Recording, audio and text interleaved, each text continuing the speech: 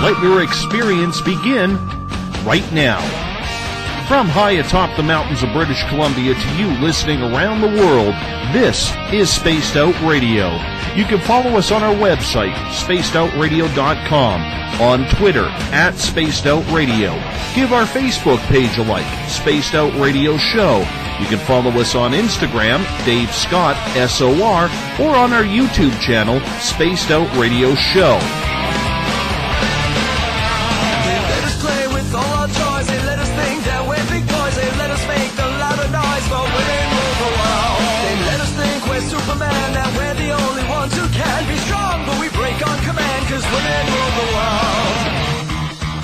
Buckle up, space travelers. It's time to go for a ride as we are live on Spaced Out Radio.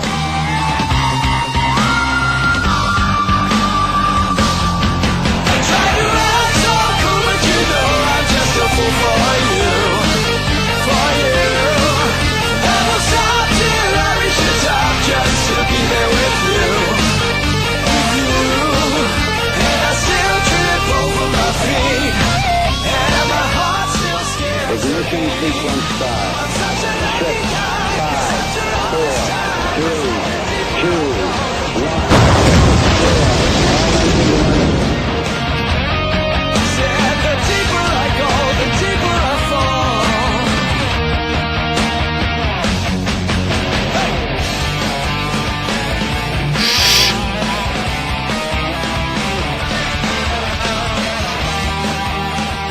Good evening and welcome to Spaced Out Radio tonight. I am your host, Dave Scott. Sorry for the technical snafu, but we've got it all corrected. We are up and running on this great planet that we call Earth. As we are broadcasting live right here in Uncle Jimbo's cabin, right here in the Great White North. On this Friday night, early Saturday morning, if you are on the East Coast. Good to have you along with us. We really do appreciate it if everyone listening in on the websites and our chat rooms can just take a deep breath. I apologize for having that computer snafu, but that's okay. We do want to thank everyone listening in on the Spaced Out Radio chat room, on spacedoutradio.com, on Spreaker, on the United Public Talk Radio Network, the High Plains Talk Radio Network, and, of course, Revolution Radio. We do this thing every night of the week as we rock in and out of every single show with Mr. Ron Bumblefoot Thal, formerly of Guns N' Roses. Yes, Bumblefoot is the official sound of the mighty SOR. You can also check us out on Twitter, @SpacedOutRadio. Give our Facebook page a like, Spaced Out Radio Show. On Instagram, I can be followed at Dave Scott, SOR. Subscribe to our YouTube channel, Spaced Out Radio Show. Tune us in on TuneIn. You can also download this show and others on iTunes, and of course our website is spacedoutradio.com. At this time, we want to say hello, how are you to everyone taking part in the Revolution Radio chat room, on Spreaker, on the UPRN chat room, and on Facebook in the mighty SOR Space Travelers Club. If you haven't signed up for the SOR Space Travelers Club, I hate to tell you, you've missed tonight's draw. You'll have 30 days from now in order to get into the next month's draw, which will be on December 30th. Well, 35 days, really. And we want you there. It's only $5 a month, and with that, your name gets entered into monthly prize draws. You get access to private group interviews, access to a special section on our website, and so much more. Hey, we're going to give you a hell of a lot more than just access to our archives. While on our website, you can read up on our latest blogs. Check out Eric Markham's SOR Spacewire for your latest and weird news. And if you've had a weird sighting report you can't explain, you want someone to check it out, fill out an SOR Sightlines report. Mike Schmidt is waiting to hear from you. We want to thank everyone listening in on our new affiliate, the United Public Radio Network, on 107.7 FM on New Orleans and 160 countries from around the world. Good to have you along in Spaced Out Radio Land. And remember, if you're listening in on Revolution Radio, remember it is a donation station financed by you, the valued listener. Do us a favor, visit freedomslips.com and donate today. It's the final Friday of the month again as we prep to say goodbye to November and hello to the run of Christmas in just a few short days. I hope all of you have your Advent calendars ready to go, whether it's chocolate or beer, maybe wine for you ladies. The SOR Paranormal Roundtable happens the final Friday of every month, where we gather some of the brightest minds surrounding Spaced Out Radio and get together for a lighthearted conversation regarding topics of the month that was. It's busy, it's entertaining, and it allows us one night a month to relax, chill out, where we're able to blow off some steam after pushing hard night in and night out to bring you the best possible programming we have.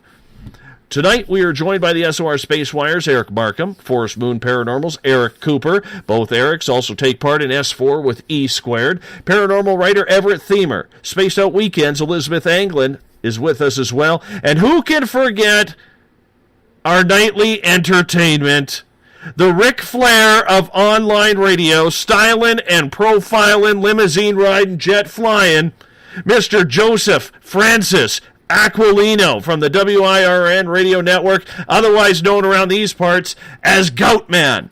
Tonight, we will also be bringing you our monthly prize draw for a great book from one of our dear guests. So if you're a member of the SOR Space Travelers Club, we'll be doing that draw to kick off the third hour of tonight's show. Welcome back to our illustrious and studious panel. A plethora of good people right here on the mighty SOR. How are you? Doing good. Very good. Very good, Dan. All right. All right. You know what? Seriously. So I've got the intro music playing to the show, and all of a sudden my computer goes into this static mode, and I'm looking at a screen that I've never seen before saying it needs to update right now and you must reboot. I'm like, really? Of all times? The thing that bugs me about this is, it kind of throws you off your game. I'm not going to lie. It does.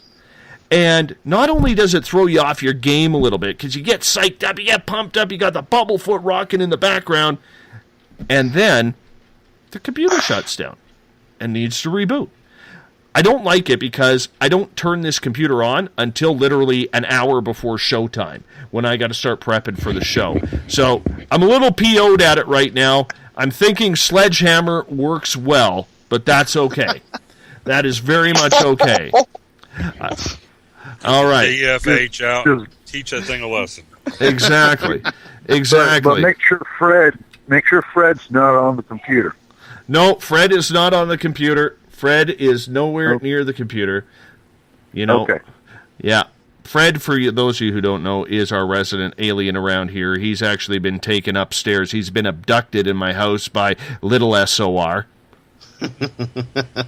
For once, they can feel what it's like. You know what I'm saying? Yeah. Yeah.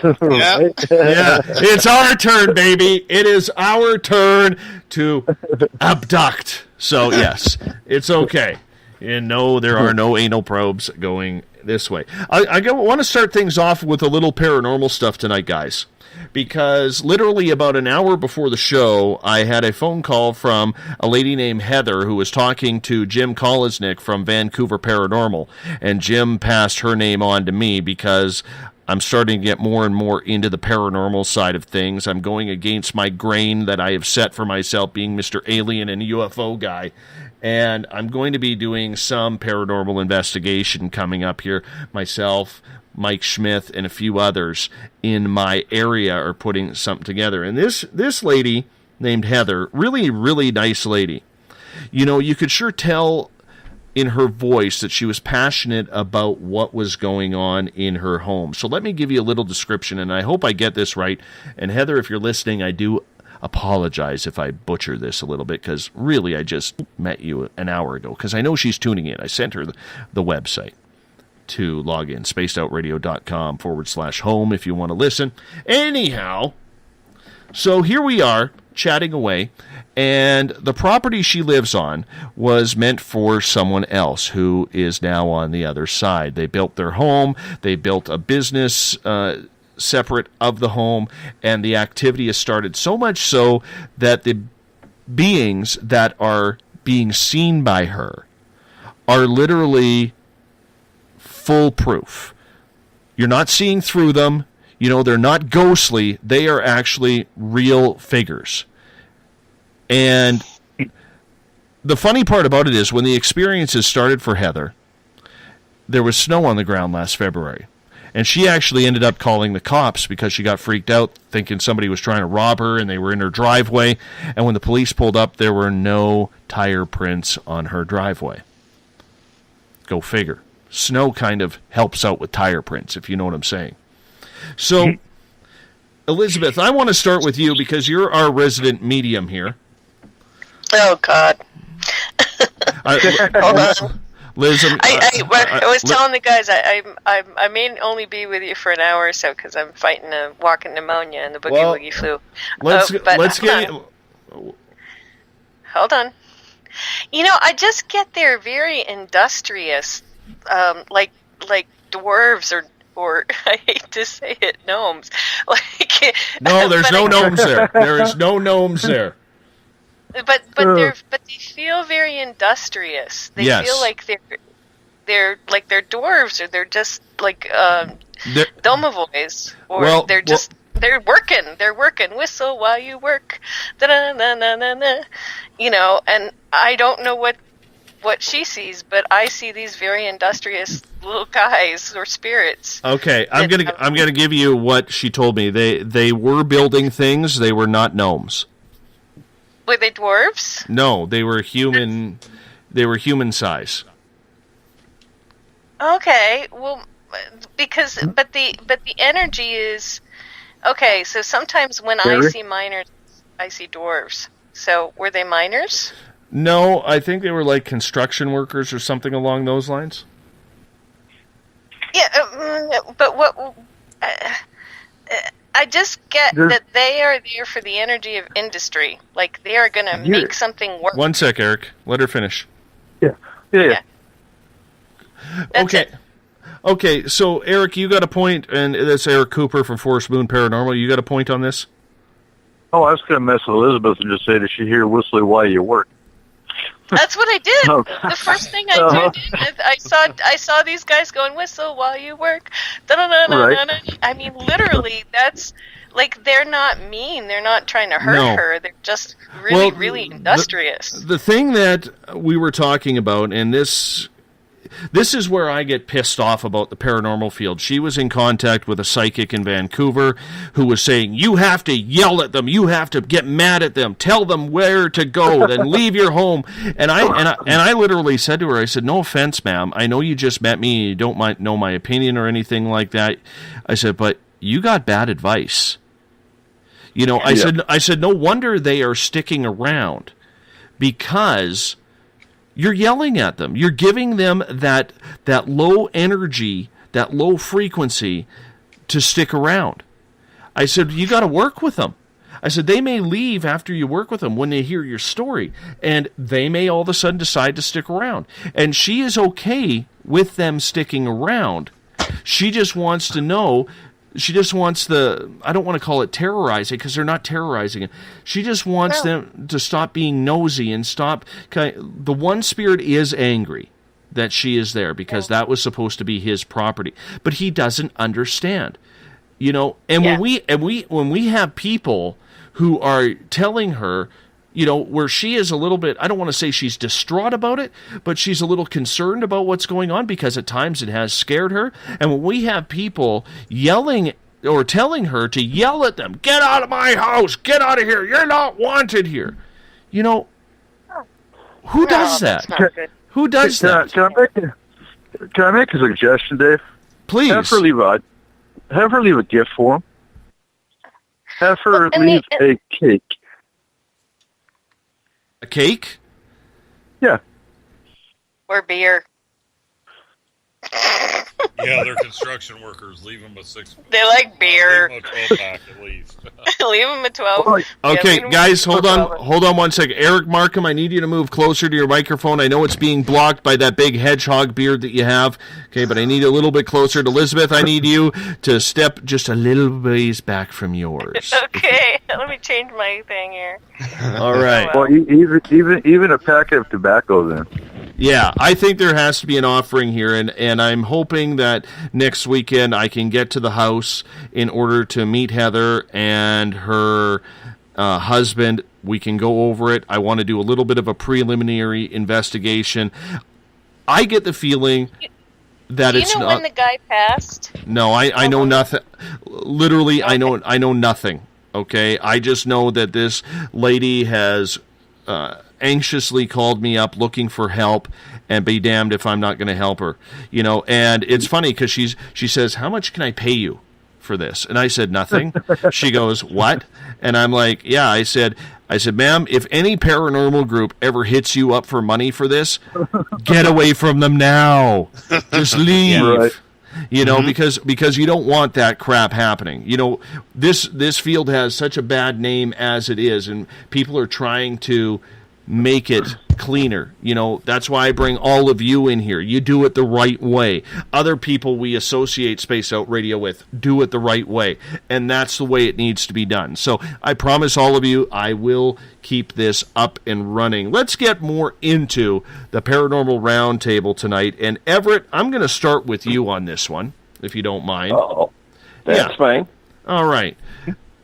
Last weekend, James Tyson from Spaced Out Weekend and myself, we did host a charity paranormal investigation at the museum that was local here. We were joined by Jim Kolesnik from Vancouver Supernatural, and watching Jim and James work together in describing this, you know, I was like a kid in a candy store because I'm not a paranormal investigator. You know, I'm more of a ET, UFO, cryptid type of guy, and the paranormal, you know, I've kind of been thrown into it, so what the hell? What's another badge on my Boy Scout ribbon? You know what I'm saying?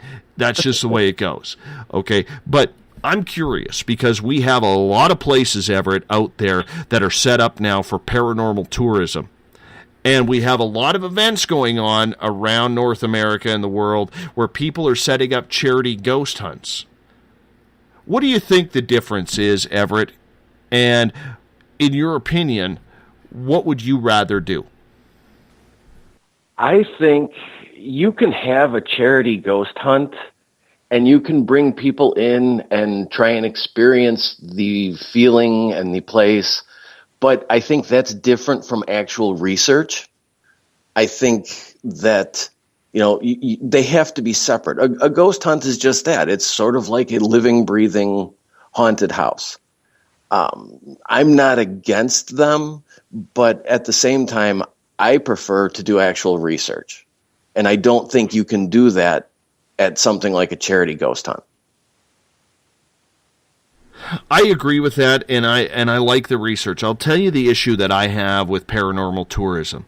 To me, it creates a whole different genre of what people think ghost hunters are.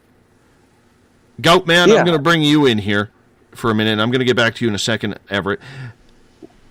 As someone who is looking to raise money for charities like you are, Joey, for the WIRN and your gout thing that you do, you know, or trying to raise money to pay the next New York Mets bad contract. Yeah. You know, I'm curious your opinion here, because on a serious note, you do work with charity. You know how hard it is to raise money for charity.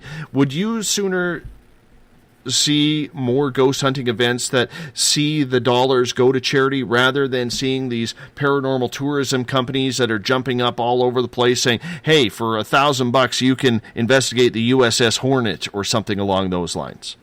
Yeah, well, I just want to say hello, everyone. Hello, Dave. Yeah, I'm really happy to be here, and I definitely would suggest, you know, any event like that to be for charity. I mean, again, we want obviously the research to happen, like Everett said. We want the research to happen more than do we actually want the tourism per se. But I would definitely say that the money that goes to the nonprofits would definitely come from these ghost hunts, because, you know, when it comes down to it, a lot of people will come. A lot of people will indulge because it's something that they would be interested in.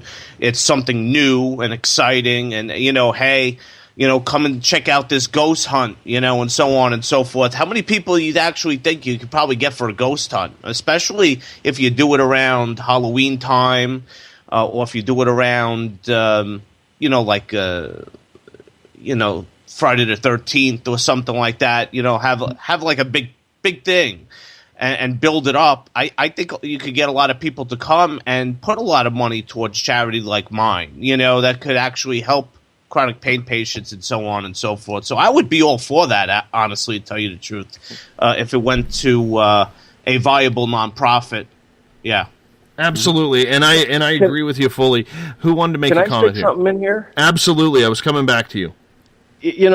There's a difference between running an occasional charity event and some of these businesses, places that they kind of make the rounds of the ghost hunting shows, and then all of a sudden they're promoting their business as a haunted business and drawing people in to, not come to a restaurant or tour a historic mansion, but to come specifically to see ghosts. And they begin to cater to like a paranormal crowd with very little definite evidence of them ever being haunted.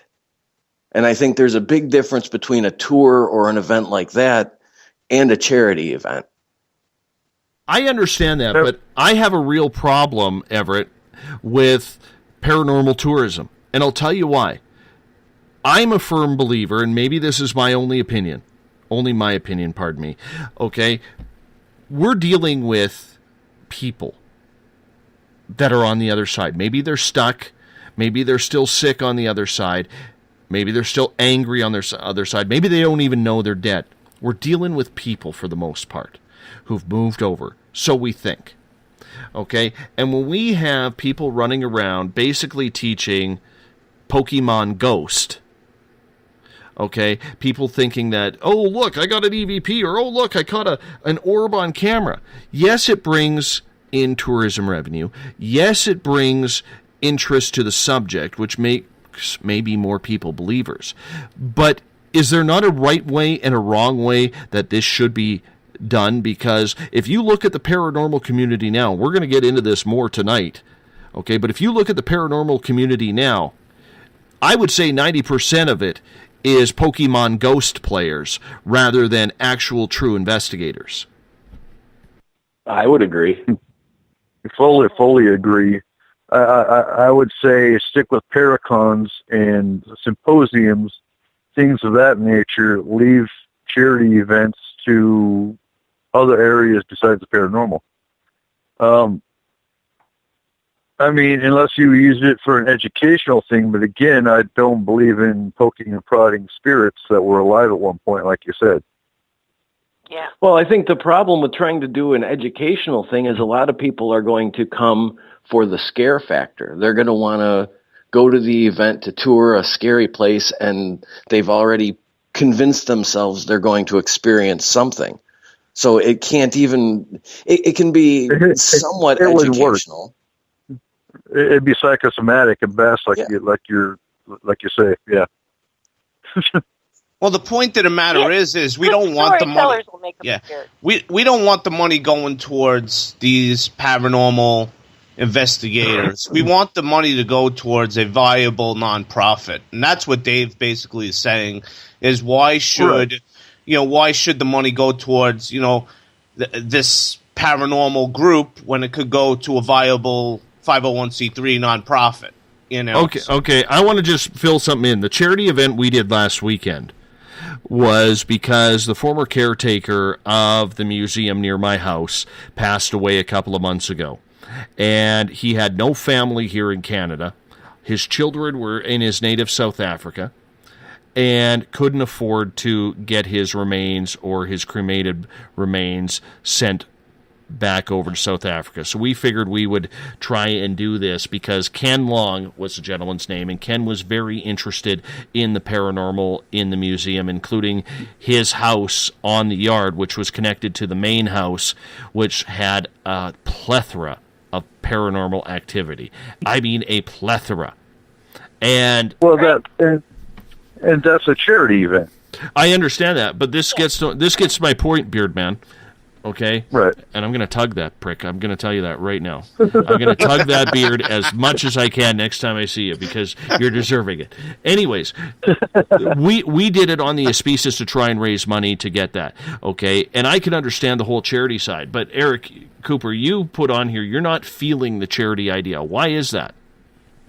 Well, and that's why I said you're using the paranormal. You're using spirits as a charity, a fundraising thing.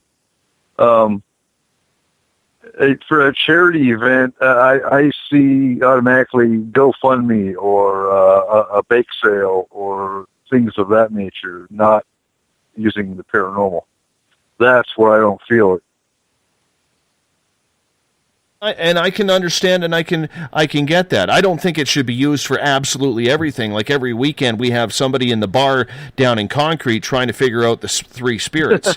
I'm not saying the spirits behind the bar, okay? Because trust me, Christina George did a good job on them during your Paracon, okay? But what I'm saying is, we have to be able to. I think for certain events, I think this is a good way to raise money and raise awareness rather than going to, say, Waverly Hills, which is so haunted, or some rundown prison, setting up your ghost gear and saying, hey, we're paying $1,000 to get in here, and let's go catch some orbs or some cigarette smoke or whatever it may be that you catch on camera. Eric Markham, your opinion. I think the way you did it for the caretaker is fine, but I don't think it ought to become haunted ghosts for muscular dystrophy I think that the ghost or the entities on board know when it's a good idea. That's not the right way to say it. As long as it's not an exploitation of the resident spirits, I don't have a problem with it. Now, there was no way that what you were doing last weekend was exploitation. I was trying to get a guy's ashes home, and I'm sure he appreciated it, and I'm sure he knew. But I think if it just becomes we're having a fundraising party at the haunted mansion, that's where it gets to be wrong. It feels wrong to me. Very understandable. And I think it also depends on whether or not, like we live in a small community. Mike Schmidt is pointing out a good point here. He says, we did a good thing, Dave. Been talking to people in our small town about this. And then Jim Kolesnik has also stated from Vancouver Paranormal, it was meant to introduce new people to the paranormal. It was basic. It was extremely basic what we were doing. And yes, we're introducing people to it, maybe tugging on whether or not they believe in it or not. And I agree. I like the charity side of it. I plan on doing it again for the museum. However, when it comes to the main type of investigation, the paranormal tourism side, Elizabeth, I'm wondering, do you think that there's too many people now trying to take advantage of this, or do you think it's a good, viable business if done correctly? It really has to be heavy on the educational side and the historical side, and not so much we're going to drum up ghosts and listen to EVPs and take our spirit boxes out. If you have a good storyteller and a good guide taking you on a tour through a town that is legitimately haunted or has places of interest that are haunted, like Edinburgh or Yorkshire or Madrid or Ridgeway or Ouray, Colorado, where Skeeter has been, and we've both been there, and we both say, yeah, that's really haunted. If you're going to have a tour that doesn't try to hold any of the spirits back, that doesn't do anything but really explain the history of the town, that this is a haunted town, that there have been spirits seen here, if you go out at night this can happen, blah, blah, blah. It's not as interesting, but you don't need the EVPs and the playing with the smoke and the ooh and the, you take your kids go tell them ghost stories in a tent. If you want to be children, go tell ghost stories in a tent. I had something else to say. So, but I mean, the place, the hotel where The Shining was filmed, that thing, we need to go in there and free all those ghosts, because they're doing something to keep those ghosts there. And I could tell from 3 miles away when I wanted to go visit the place. I got 3 miles away. I saw it up the hill and I went, yeah, no, that's just wrong. When people are doing things to keep ghosts there, when they're endlessly tormenting them or basically somehow energetically, keeping them around when they may want to go. They shouldn't be there anymore. So it's really got to be educational. It's really got to be about the history. It's got to be well researched. That's it, in my book. And not very often, maybe once a week or something, unless you've got a big town like Yorkshire, Edinburgh, or London, but not all the time. It's just not nice. Moving on to topic number 2 of the night, and we look back earlier this month to probably one of the most historic, for all the wrong reasons, United States presidential elections. My thing is, it's not about who won, who lost. That's irrelevant here in this conversation panel, okay? But it's about your memories of it. When you look back 20, 25 years, 30 years down the road, Goutman, I know you voted. You're a very proud, staunch, marijuana party survivor and voter and supporter. Okay. We're in the same party? I didn't know that. I didn't know that. Right. I didn't know that either. Anyhow, what I'm asking here is, when you look back on this election, what will you take out of the whole scenario? And once again, I don't care who won. I don't care who lost. Yeah. And, I would definitely say it was a historic election. For the first time in a long time, somebody outside of government won. And it was a surprise because nobody thought he would win. And everybody was going against him. No, he can't win. No, he can't win. But yet he came out and he won. He won fair and square, too. He won fair and square. And nobody could say that he didn't win fair and square.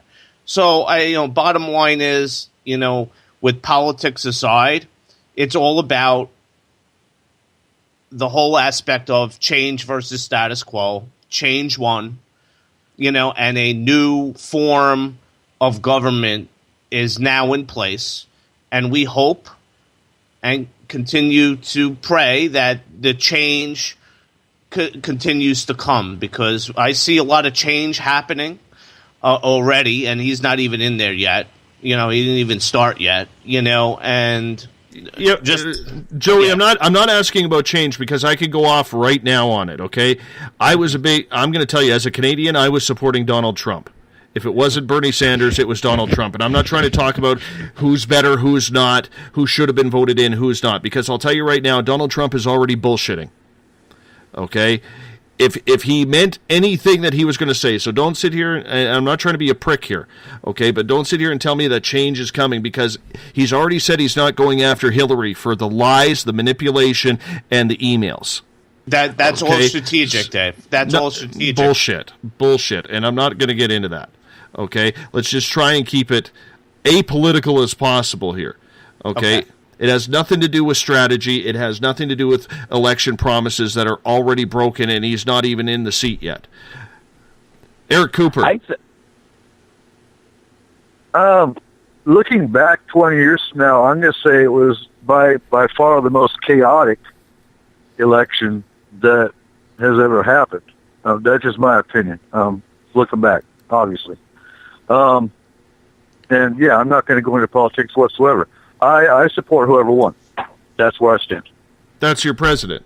That's all that matters, right? Yep. Whether you love him or not, that's the way you have to look at it. Exactly. Everett, what is your take on that? I think looking back, we're just going to be amazed at how much hate and divisiveness it created. But on the other hand, the American people always say, well, we want an outsider to run the country. We want somebody from business. We don't want another political insider. Here's their chance to prove that that was the right move. Elizabeth Anglin. Okay, thanks, Yankee Doodle Dandy. Eric Cooper. No, I'm kidding. Elizabeth, go ahead.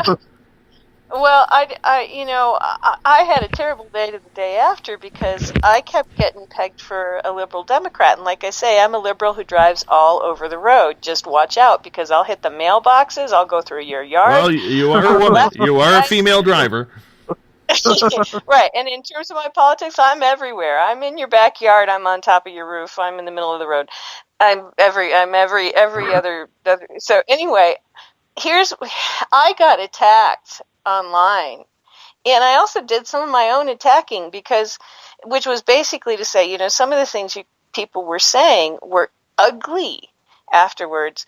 But the times that I got attacked, I looked back at it, and I hadn't said what my politics were. I was just responding to what some people were saying, and all of a sudden, somebody out of left field started attacking me for a liberal Democrat. But they were just saying mean things about me as a woman, and mean things, just mean. And I was on with Michael McNeil, who's one of our listeners, when we were talking about the electoral process, and some guy comes out of left field and starts attacking both of us. And he must have done his research because he was telling Michael, well, you don't have any right to say anything. You're from Canada. And I'm like, and he called Michael a barnacle and some other things. And finally I said, dude, I'm sorry you're feeling so hurt that Trump won. Is there any way we can help assuage your hard feelings over your candidate's victory? And he was like, well, you liberal Dems need to stop protesting. And I was like, how do you know what my politics are? I haven't even mentioned them. We're talking about, a republic, a democratic republic versus a direct democracy, in terms of voting. We haven't even mentioned who I voted for anything. And he was like, well, obviously, blah, blah, blah. And he started calling me names. And I was like, I didn't vote for Hillary. He was like, and he was like quiet for a little bit. And I'm like, and, I'm not protesting. He goes, well, liberal Dems need to stop protesting. And I'm like, Eric, your okay. microphone. So, Eric, are you rubbing your microphone in your beard again? No, sir. Yeah, stop that. Was that your cat? I tickled in my chair, and I went to move, and it flipped my headset off. I'm sorry. You need one of those I've fallen and I can't get up buttons. No, I need a I've fallen and I can't reach my beer button. Oh, yes. Eric Markham, let's get your opinion on this. What is going to be, say, 10, 20 years down the road, your look at what has happened during this election? Oh, I'm going to remember it as the most divisive. Talk up, my friend. I think I'm just going to remember it as one of the most divisive elections we ever had. And I'm hoping 20 years from now I can say, well, he was better than we thought. Personally, I would have liked, there's a lot of people I would have liked to have seen on that ticket besides him, but I really felt like it was a gun or knife election. And I had to go with the gun as opposed to the knife. Hillary was such a undesirable candidate for me, just with her past, her connections, and I think I would have voted for Attila the Hun before I would have. Well, and that's not really what the conversation is about, though. It doesn't matter who won or lost. It's just a matter of when you look back with the people, the anger, the angst. That's more what I'm trying to get at. And, Joe, I'm going to get your opinion on that as well, because I kind of cut you off rudely there, and I do apologize. My turn? All right. Well, basically... Yeah, I want to, no, it's okay, Dave. I mean, we'll agree to disagree. But, bottom line is, I feel that there's a lot of decisiveness, and I feel like a lot of split in our country because of the election, you know, and hopefully we could bring it all together in unity. And that's the thing. Hopefully we could all bring it all together in unity and unify behind our new president. That's the thing. So here's a couple things that I will point out that I noticed during the election, because I am Canadian and I am the token Canadian on this panel. Okay, I loved it when people told me, "You're Canadian, stay out of this. You have nothing to say about this." Number one, that's crap, because Canada is directly affected by everything that you do, from our dollar to our economy to our trades, because you're our biggest national trade partner or international trade partner. You know, I have family down there. I have friends down there. I have all my listeners down there. I do care, so it does affect me. So I got to use that argument a few times. Number two, I think the one thing that will stand out for me is how divided everything was. We saw the epitome of fear-mongering during this election, and that was scary. But the other thing that I will remember is the protests. I understand that Hillary won the popular vote, Donald won the college vote or electoral college vote that makes him president. Okay, that's the system you have set up. But the thing that I don't like is, where were these people for Hillary when she literally stole the Democratic convention from Bernie Sanders? Where were these Where were these people's anger? Where was their protest? And They did. I cannot sit here and well, they didn't, Elizabeth. They weren't protesting in the streets like they were. They weren't burning cars. Well, no, they shouldn't have been burning cars at all or doing any of that. Sure. But the thing is, at the DNC, they tried to protest. The fact, when I asked Spirit about what happened, they said you can't win the election for United States president by cheating, and Hillary cheated. And we all know she cheated. Whether we were going to vote for Bernie and whether we consider ourselves liberal, we know she cheated. And, Yes, she did. And I was told directly, you cannot win a presidential election by cheating. Our candidate should have been Bernie. We would have had quite the run, and it would have been an honest election all the way through. But, you know, people tried to at the DNC, and they were put down. And that's the other thing, is like Bernie, you know, I wish Bernie would have fought. I wish the Democratic Party would have stood up and said, no, we will not put a cheater up for election. Because, Yet he didn't.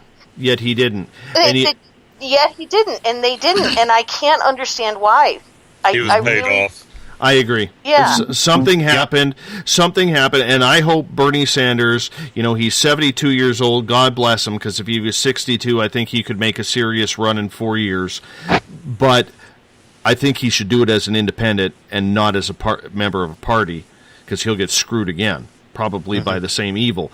But I really strongly believe that something happened there, and I hope he has the balls to come on out and say in the future, maybe on his deathbed, maybe before, but I hope he comes out to tell the American people exactly what happened, because the American people who were supporting Bernie Sanders the most in history, okay, got screwed.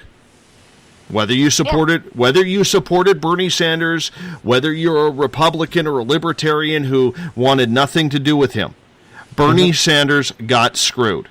He did. He did. And that is it. Let's move on. We got time for one more topic here before we have to move on up to the next of the hour. And I want to get into hauntings.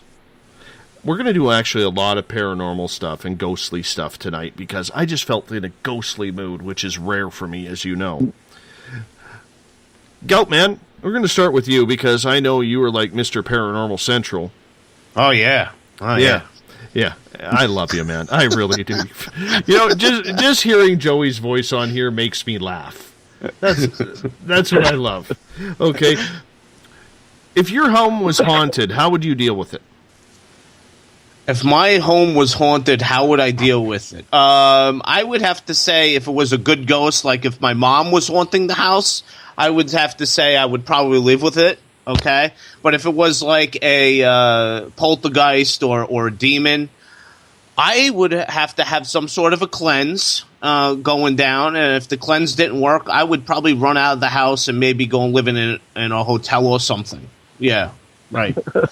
Well, I'm gonna say turn your washing machine on and finally put the underwear and socks in there. There you'll get your cleanse. Boom! Loved it. Okay. Oh, I tell you, I tell you, I look forward every month to this show because Joey Francis Giggles, otherwise known as Joey Effin Giggles, okay, just absolutely puts a smile on my face every time. Thank you, bud. I appreciate You're awesome. it. Thank you. Thank you. Yeah, okay, you can go now. No, I'm kidding. Everett, I want to bring you in on this now because I think this is important. We have a lot of people in this world who live in haunted houses. They may recognize it. They may understand what was going on. They may be in denial of what's happening. If you had someone come up to you and say, you know, I got this weird stuff that happens in my house, but they refuse to say it's haunted, how would you help them? How would you help them cope with that? And they refuse to admit that it's haunted? Maybe, yeah. Yeah.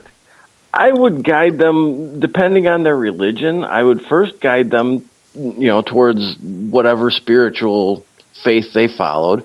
And I would try and find a reputable paranormal group to just talk to them about the different possibilities of what could or may be, and just see how they react to that and how they accept that.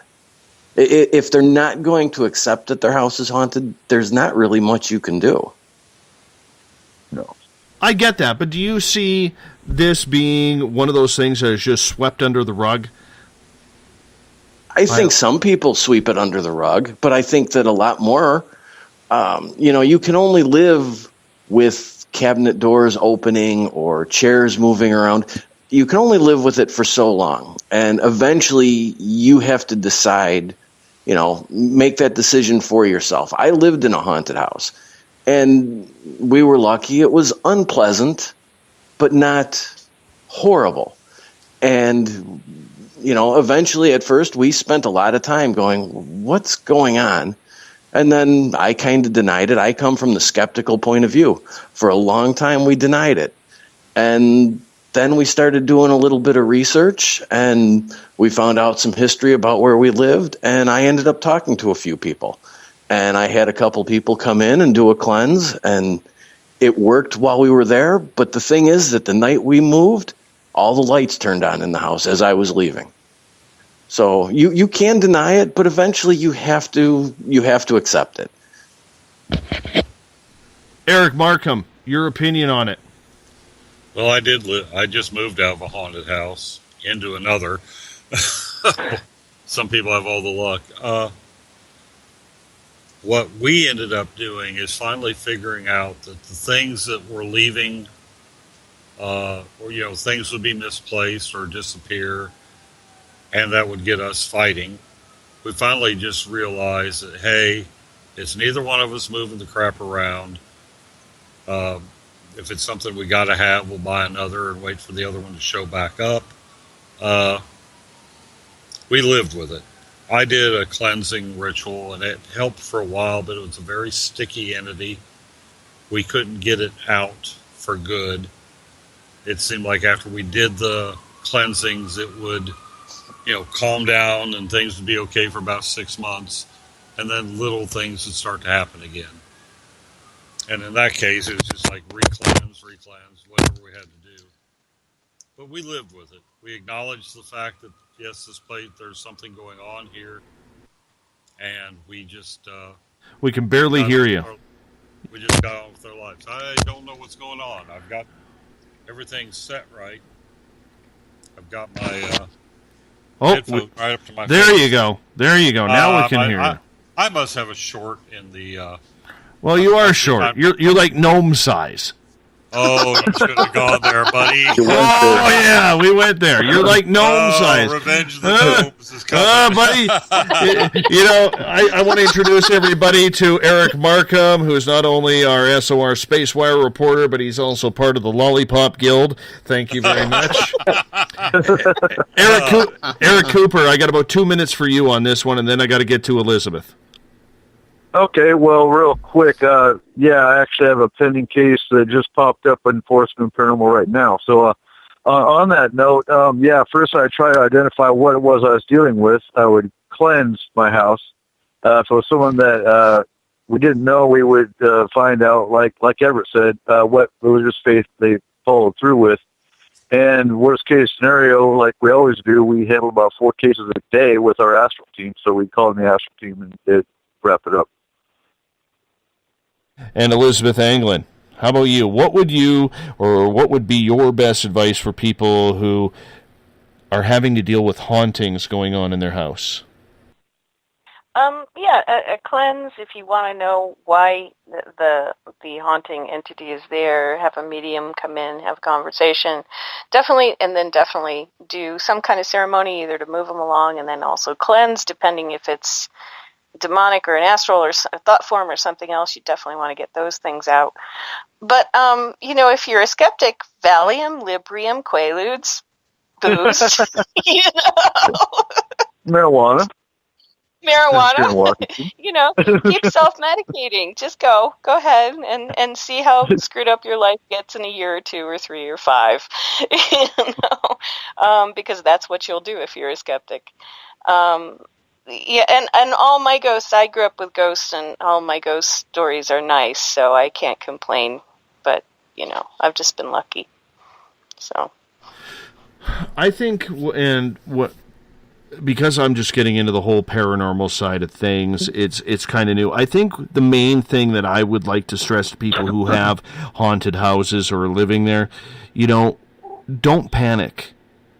I know it's easier said than done, because when you have had multiple experiences and you get to that point where nothing really scares you or startles you much anymore besides them damn garden gnomes, you just get to that point where, you have to calm people down. Just like I was trying to do with Heather tonight. You have to try and calm people down so that way they can focus, get the information, what is going on. Explain to me start to finish, because all of a sudden as they start explaining, that higher pitched sound starts coming and they start talking faster and faster and faster, and then finally it's like, okay, breathe, And I think that's the big one, is if you're having hauntings, allow people to tell their stories, but there's always a solution. And the first thing we have to ask is, do you want help? Because I think too many times we're not giving the help that is needed. It is the Paranormal Roundtable on Spaced Out Radio tonight. We do it the final Friday of every month. Hour number 1 is almost in the books. Hour number 2 coming up. We're going to continue our questions with our panel from Eric Cooper, Eric Markham, Elizabeth Anglin, Everett Thiemer, and our token J name, Joseph Francis Aquilino. The Goat Man. I just noticed that everybody's name here but yours, Joe, is starting with the letter E. But on that note, we're going to a break. We will talk to you right after on the other side. Looking for news beyond the mainstream news? Head to spacedoutradio.com and check out the SOR Spacewire. This is Spaced Out Radio's Eric Markham, news director for the SOR Spacewire. Daily, I will bring you intriguing stories and outlandish reports from what's going on around the world. UFO sightings, paranormal activity, conspiracies, alternative health, and so much more. And if you have news, email me at news@spacedoutradio.com. Hi there. I'm Butch Witkowski, lead investigator with U4Cop. On the final Monday of every month, you can listen to me and host Dave Scott on Spaced Out Radio's Strange Days. We're going to get to the heart of the matter when it comes to what's happening out there. People are seeing and experiencing things from ET contact to Bigfoot, and I want to hear about it. Your experiences are what we investigators need to help solve these unknown mysteries. So tune in at spacedoutradio.com. Have you had an experience you can't explain? Had a run-in with ghosts, maybe Bigfoot, or seen lights in the sky? Hi, I'm Mike Schmidt from the SOR Sightlines. I'm here to investigate your sighting. Head to spacedoutradio.com and fill out a report on the Sightlines. All your information is 100% confidential, and I will help you figure out what you've been seeing. File your report, and let's find out the answers together. Visit purpleplates.com today. For over 40 years, the Purple Energy Plates have been delivering amazing results for their many customers. Inspired by the great genius Nikola Tesla, the harmony, healing, and energetic effects of the plates have proven over and over to be beneficial and often miraculous to thousands of customers. With their money-back guarantee and the many benefits, how can you afford not to get one? Check their site for daily specials and choose from their many energy products. You won't be sorry. Visit them today at purpleplates.com. for mind, body, and spirit. And expect a miracle. Strange creatures lurking in the night, the sounds of wood knocking in the forest, odd happenings right out of a fictional world. These are the reports I love. Hi there, this is author Ronald Murphy, and I would love it if you join me and Spaced Out Radio host Dave Scott the second Wednesday of every month on our journey into the unknown land of cryptozoology at spacedoutradio.com. From Mothman to Frogman and everything in between. Hey, they don't call me the crypto guru for nothing. Are you interested in advertising on Spaced Out Radio? Head to our website at spacedoutradio.com and click on our advertising tab. There, you will find an assortment of ways you can get your product out there with us, from radio commercials to banners and social media. Have a product you like our hosts to endorse? We can do that too. Visit spacedoutradio.com for more details. From British Columbia to Northern California, Pacific North Weird has Cascadia covered. Check out our feature videos at spacedoutradio.com, where I, Vincent Zunza, and my super sleuth partner Alexandra Sullivan track down the weird and strange stories from around the Pacific Northwest. From Bigfoot to Mel's Hole and everything in between. This is what makes life exciting. So why report the normal when we can report the Pacific North Weird? Right here at spacedoutradio.com. Oh, there's only one way to rock. Loud and proud. In high definition. Radio 702 rocks. Las Vegas. Have you ever had an extraterrestrial experience? One you just couldn't explain? Well, maybe I can help. Hello, I am Samantha Mullet. On the second Tuesday of each month, I will join Dave Scott on Spaced Out Radio to bring a human aspect to ET contact. It's something I've lived with my entire life, and I'd love to help you understand. Let's share our experiences. The ET Experience, the second Tuesday of each month, only on Spaced Out Radio. Hi there, this is Jolene with Rivulet Reiki and Readings, and I want you to relax. Let me help you chill out and get in touch with your body, mind, and soul. In this busy world, sometimes we need to let go, and this is where I can help. Visit my website, rivuletrr.wix.com/rivuletrr&r. Every Saturday and Sunday night, as Dave Scott wanders aimlessly in the wilderness. You can come hang out with me, James Tyson, in Spaced Out Weekend. We're starting at 9 p.m. Pacific, midnight Eastern. I'll take you along as we talk with some of the best experts in their fields. SpacedOutRadio.com is the place to find us. So sit down, relax, put your feet up. Enjoy the topics like the paranormal, supernatural, intuitiveness, and so much more. Hope to see you there. Hi there, this is your psychic medium, Joanna, and I would love it if you would join us every other Sunday on Spaced Out Weekend. With host James Tyson, we'll bring you personal psychic messages on two mediums and a large. Questions about love, life, career changes. We would love it if you would come and join us live. Call in and listen in for the experience. Allow us to open the doors to your other side. Two mediums and a large, heard only on Spaced Out Weekend at spacedoutradio.com. Would you like to become one of our space travelers? All you have to do is click on the Space Travelers icon at spacedoutradio.com. For only $5 a month, you can get access to some great prizes, as well as private monthly shows, newsletters, and a members-only section on our website. Become a space traveler today.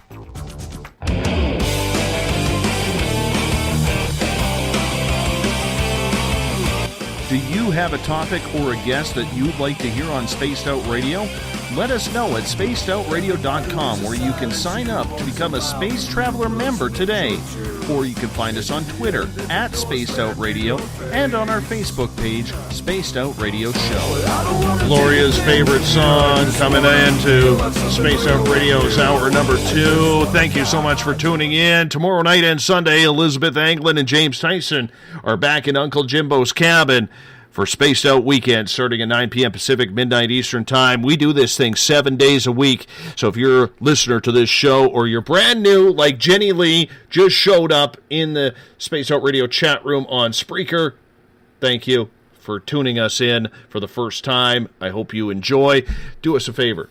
Listen on the weekends as well. It's a really good show. 9 p.m. Pacific, midnight Eastern, right here on the mighty spacedoutradio.com. If you're listening in on the United Public Radio Network live on 107.7 FM in New Orleans and 160 countries around the world, thank you so much for taking the time to spend it with us. Your time is important. You choose it to spend it with us. That means the world to us. Keep it going. Thank you so much. Revolution Radio is a donation station financed by you, the valued listener. Do us a favor. Visit freedomslips.com and donate today. Bill Cardwell has set the password for the SOR Space Travelers Club for the night. If you're a member, you know what to do with it. Pseudo-random is the password. Pseudo-random. I think this is the first week that I've actually been able to pronounce every password. And I'm scared for next week coming up, because he's going to be an absolute bastard to me about it. I can tell. I'm going to pay the price next week on the passwords. Pseudo-random is your password. If you want to follow us on social media, you can do so at Spaced Out Radio on Twitter. Give our Facebook page a like, Spaced Out Radio Show. We're over 3,100 on there now. Thank you so much. You can also visit us on YouTube, Spaced Out Radio Show, on iTunes, Spaced Out Radio to download our archives, and on TuneIn as well. Our website is spacedoutradio.com. We bring in the panel for the monthly SOR Roundtable. We do it the final Friday of the month. Remember, Space Travelers, we are doing our draw next hour from now.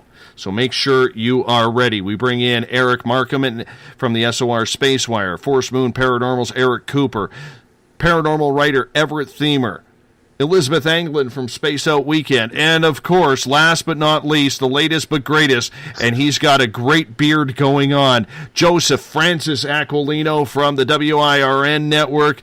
Gout is Me is his T-shirt that he is wearing right now, if you could see him on camera like I can.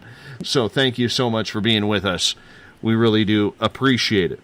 Okay, I'm going to get to one right now that I think is just absolutely way out there. There's a lot of people in this world who believe that the world is run by reptilians and aliens are leading us down a satanic path, so on and so forth. David Icke is one of the biggest who says the following words, that Queen Elizabeth herself is a blood-sucking reptilian who feeds on the blood of virgin children. How do we expect anybody to take this seriously?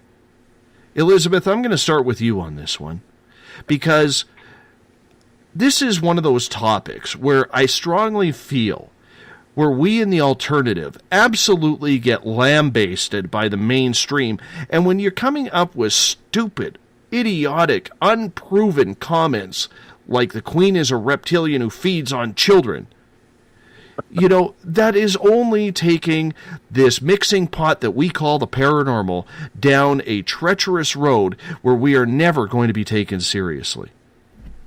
Well, it's worse than that. You know, it's propaganda, and it was used also in this past election by certain groups. You know, Hillary was doing something similar, and I'm not sure what it was. You'll have to ask Eric Mothman. But the fact of the matter is, that was used in Rwanda for genocide.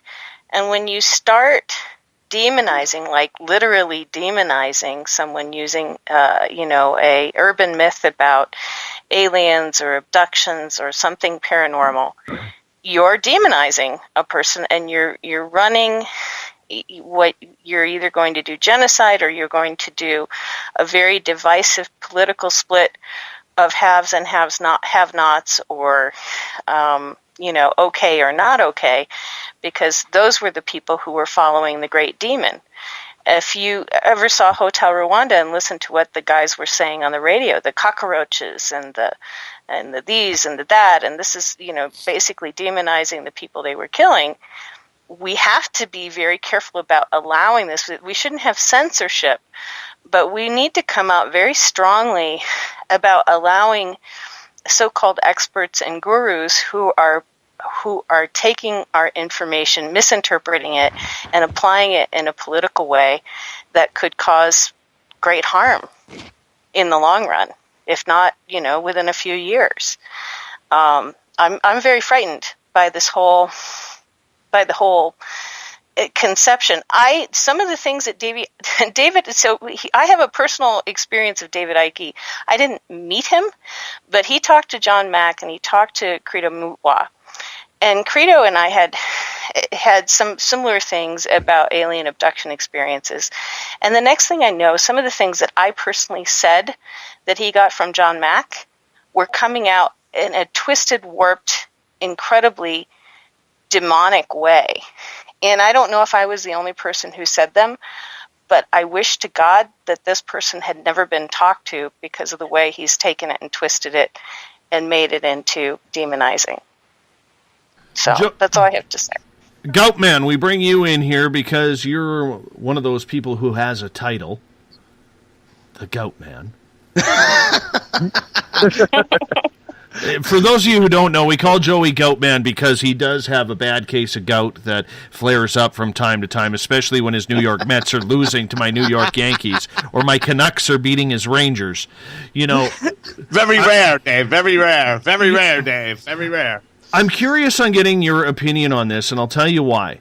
Because you're somebody who kind of sits on the in-between of the fringe and alternative and mainstream side of your program, because you deal with a lot of health issues. Yeah.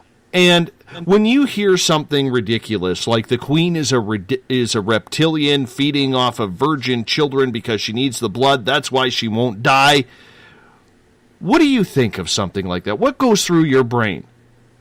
Well, personally, I agree with Elizabeth. I mean, I think it's a lot of fear-mongering going on, honestly. And what sells? Fear-mongering sells, right? Fear-mongering sells. And what's the media try to sell you? Fear-mongering, right? So we could, easily say that the propaganda that's tossed out there could be any form of media. It could be anything, really, and the bottom line is negative sells, and we honestly need to get towards the positive end of things to say, hey, maybe we need to focus more on what's going on in the world that's positive and stop fear mongering, because you could see what happens when you fear monger, and it's exactly what's happening in the United States right now. So it's just unbelievable that we continue on this road where we should try to change, in that respect, and try to bring more positive into the news and see what would sell and what would not. But I mean, like all this stuff with the paranormal, it's basically taking people away and scaring people away from the paranormal, when we really should be bringing people into what we're talking about and what we're doing here, especially when it comes down to disclosure and stuff like that. Because if it comes out now, I honestly think that there will be mass hysteria in the streets like there is after an election. I could only imagine what would happen if people found out if there was UFOs. And so on and so forth. So that's my point. I think the fear-mongering is a very good point, Joe, and we're going to get into that later on here. I'm going to get Eric Cooper to step in now and give me your opinion in regards to this. Yeah, and I see all the videos that he's done, him specifically, for example, on YouTube, and there's no way to vet anything he says. That's why these are things we cover in S4, these squared, and I think we've dispelled a few of them, like the Illuminati and RH negative blood and stuff like that. But it's been hit on the head already. It's fear mongering at its best. It's common. It happens all the time, and it needs to stop because, like you said, it gives the paranormal field in general a bad taste, a bad name, and it needs to stop. Eric Markham, bring you in on this now. Do you think the Queen is sucking the blood out of virgin children? Well, everybody needs a hobby. No, I don't think so. I really don't. I think Joey hit it on the head. It's what sells. Dave Dickey has found a niche that he can fill, and he has an audience that wants to hear this kind of thing, and he's playing to it. And you can't blame him for playing to the crowd, but I don't think it does the rest of us who have a more rational approach to the paranormal. It's not doing us any favors, because there's people that are going to say, well, he's cracked, and anybody else that's in that field must be cracked too. Guilt with association. I just, those people live a long time because, Queen Elizabeth has probably the finest health care in the world. If she gets a sniffle, there's a panel of doctors that are all, investigating why she's sniffling. Yeah, it has nothing and to go do to her house. Yeah, I mean, she doesn't have to lift a finger beyond, everything she does is catered to. So, of course she's going to live a long time. I don't buy the whole, she's a reptilian and, when you get into bloodlines, that's something different, but no. And I think that kind of sensationalism just hurts the rest of us to have a more rational approach.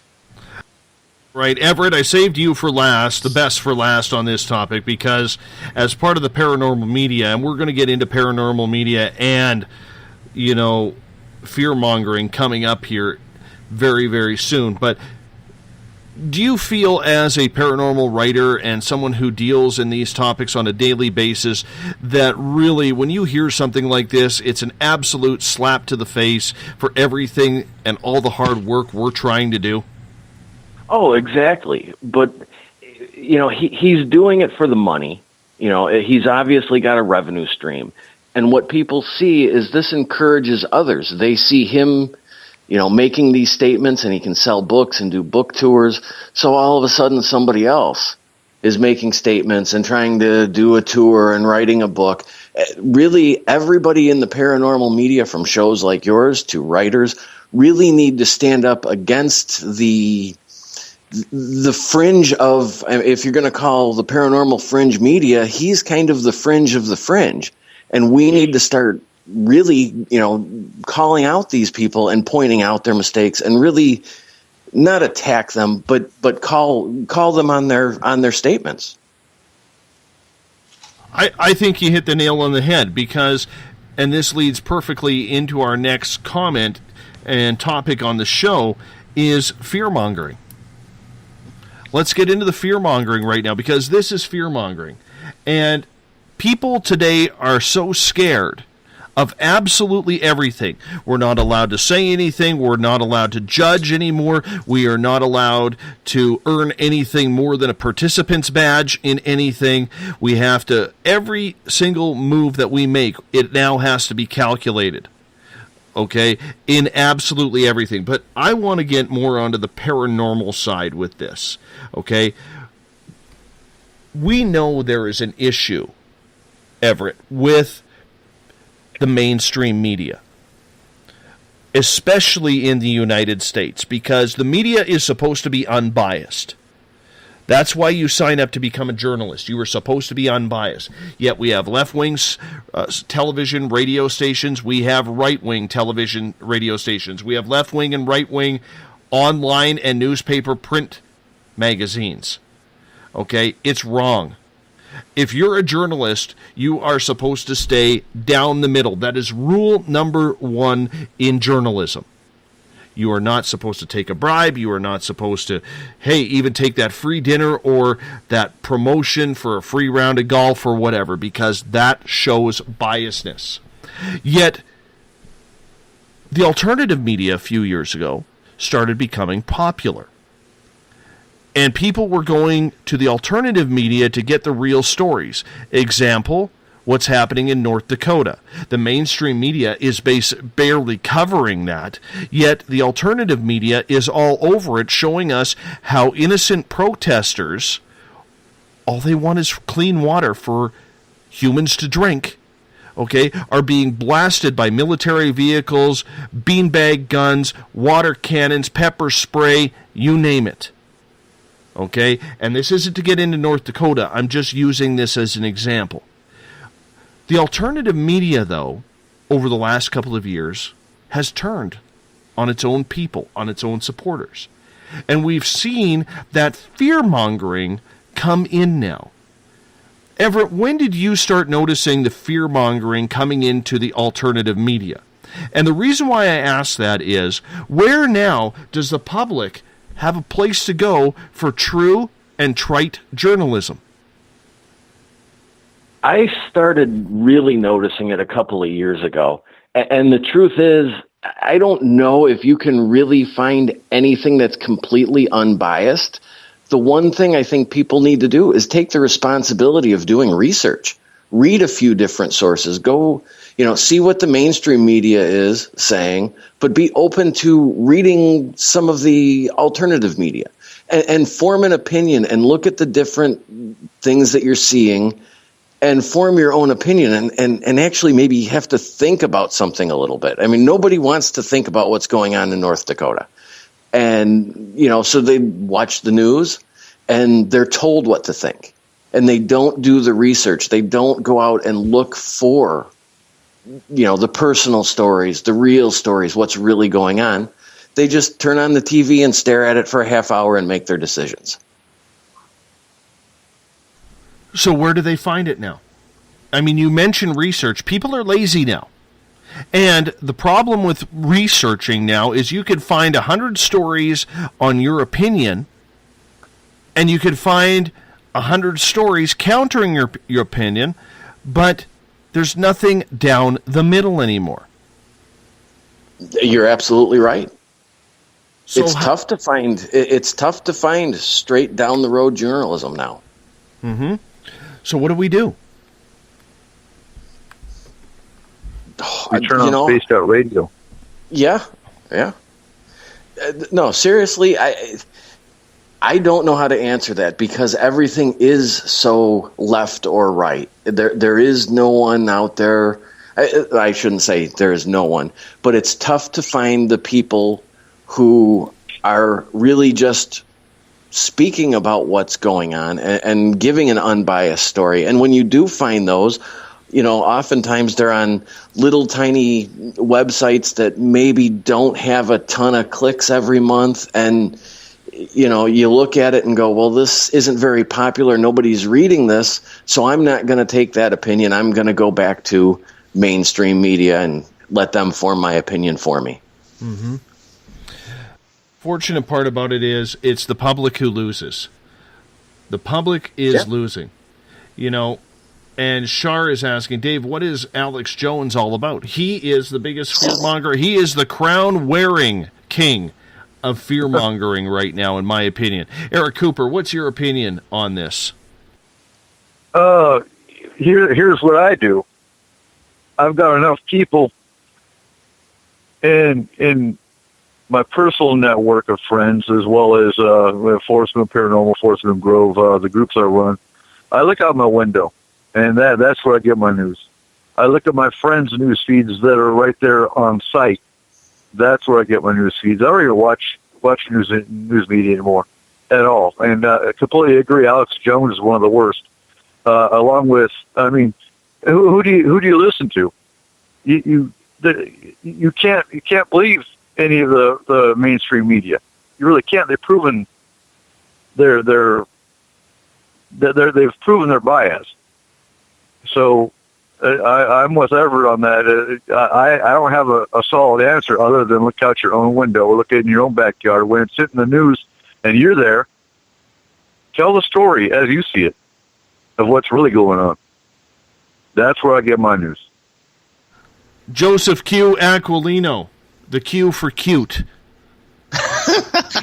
Yeah.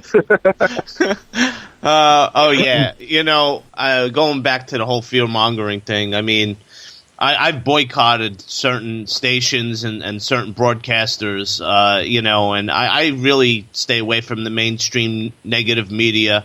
I call it the negative news for a reason, because they just want to scare you. They just want to scare you, and they want to put people into mass hysteria, and they did it in numerous ways. They did it, in numerous ways, with the riots and all kinds of different things that are going on today. They've done it, and they could do it with the paranormal too. They could do it, with the UFO stuff and so on and so forth. But, I actually got, I looked towards, something like WikiLeaks, during the election, and at that point, I felt that WikiLeaks was telling more truth than the mainstream media was.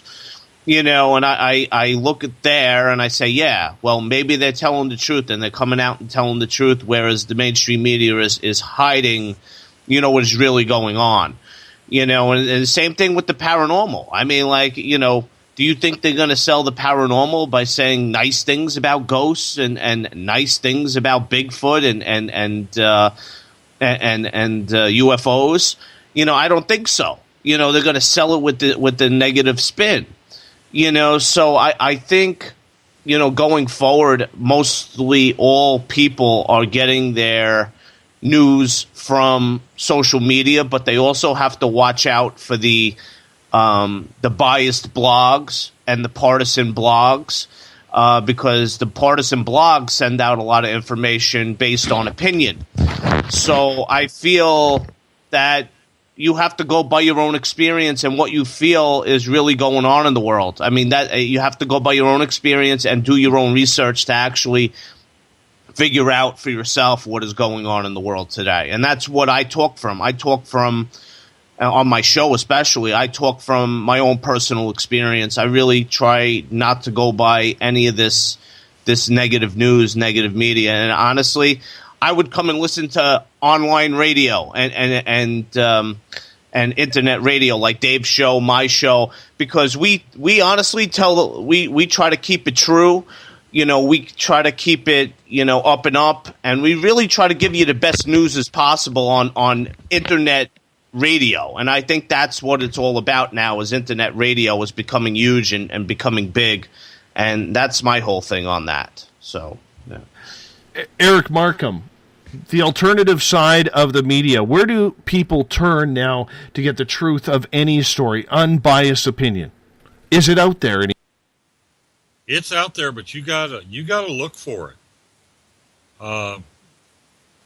There's a lot of news stories that I try to throw on Newswire, and when I look into them, I find out that they're citing a study that was debunked 20 years ago. Or it was just he said, she said. It's really difficult to find good, unbiased, non-BS. Because I think Joey hit it on the head, and Everett too. The fear-mongering sells. Or nobody wants to hear about the ghost that does your dishes and sweeps your floor. They want to hear about the demonic ghost that throws knives and tosses babies out windows and crap like that, the sensationalism. And I think that's just because there's so much out there hitting us at every moment. People have figured out that the sensationalism is what we will key in on. I mean, I'm to where I can't watch news on TV, mainstream news. If I hear a story, I go to look, I look all over trying to find a view.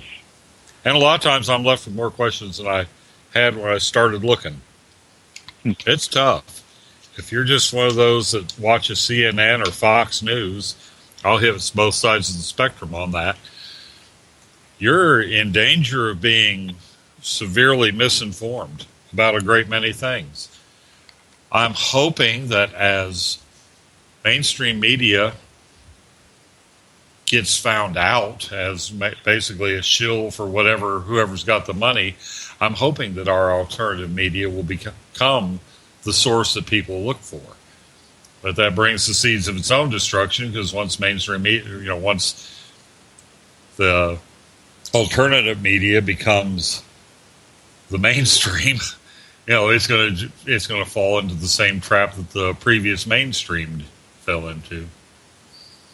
Elizabeth really Anglin. Sorry, Eric, go ahead. No, I was just saying it's really become a point where you have to do your own research to be well informed. Mm-hmm. Elizabeth Anglin, you got a final word on this topic? Be careful of the false flags and the red herrings. The whole thing about the planes that are spraying chemicals in the sky, making everybody so scared.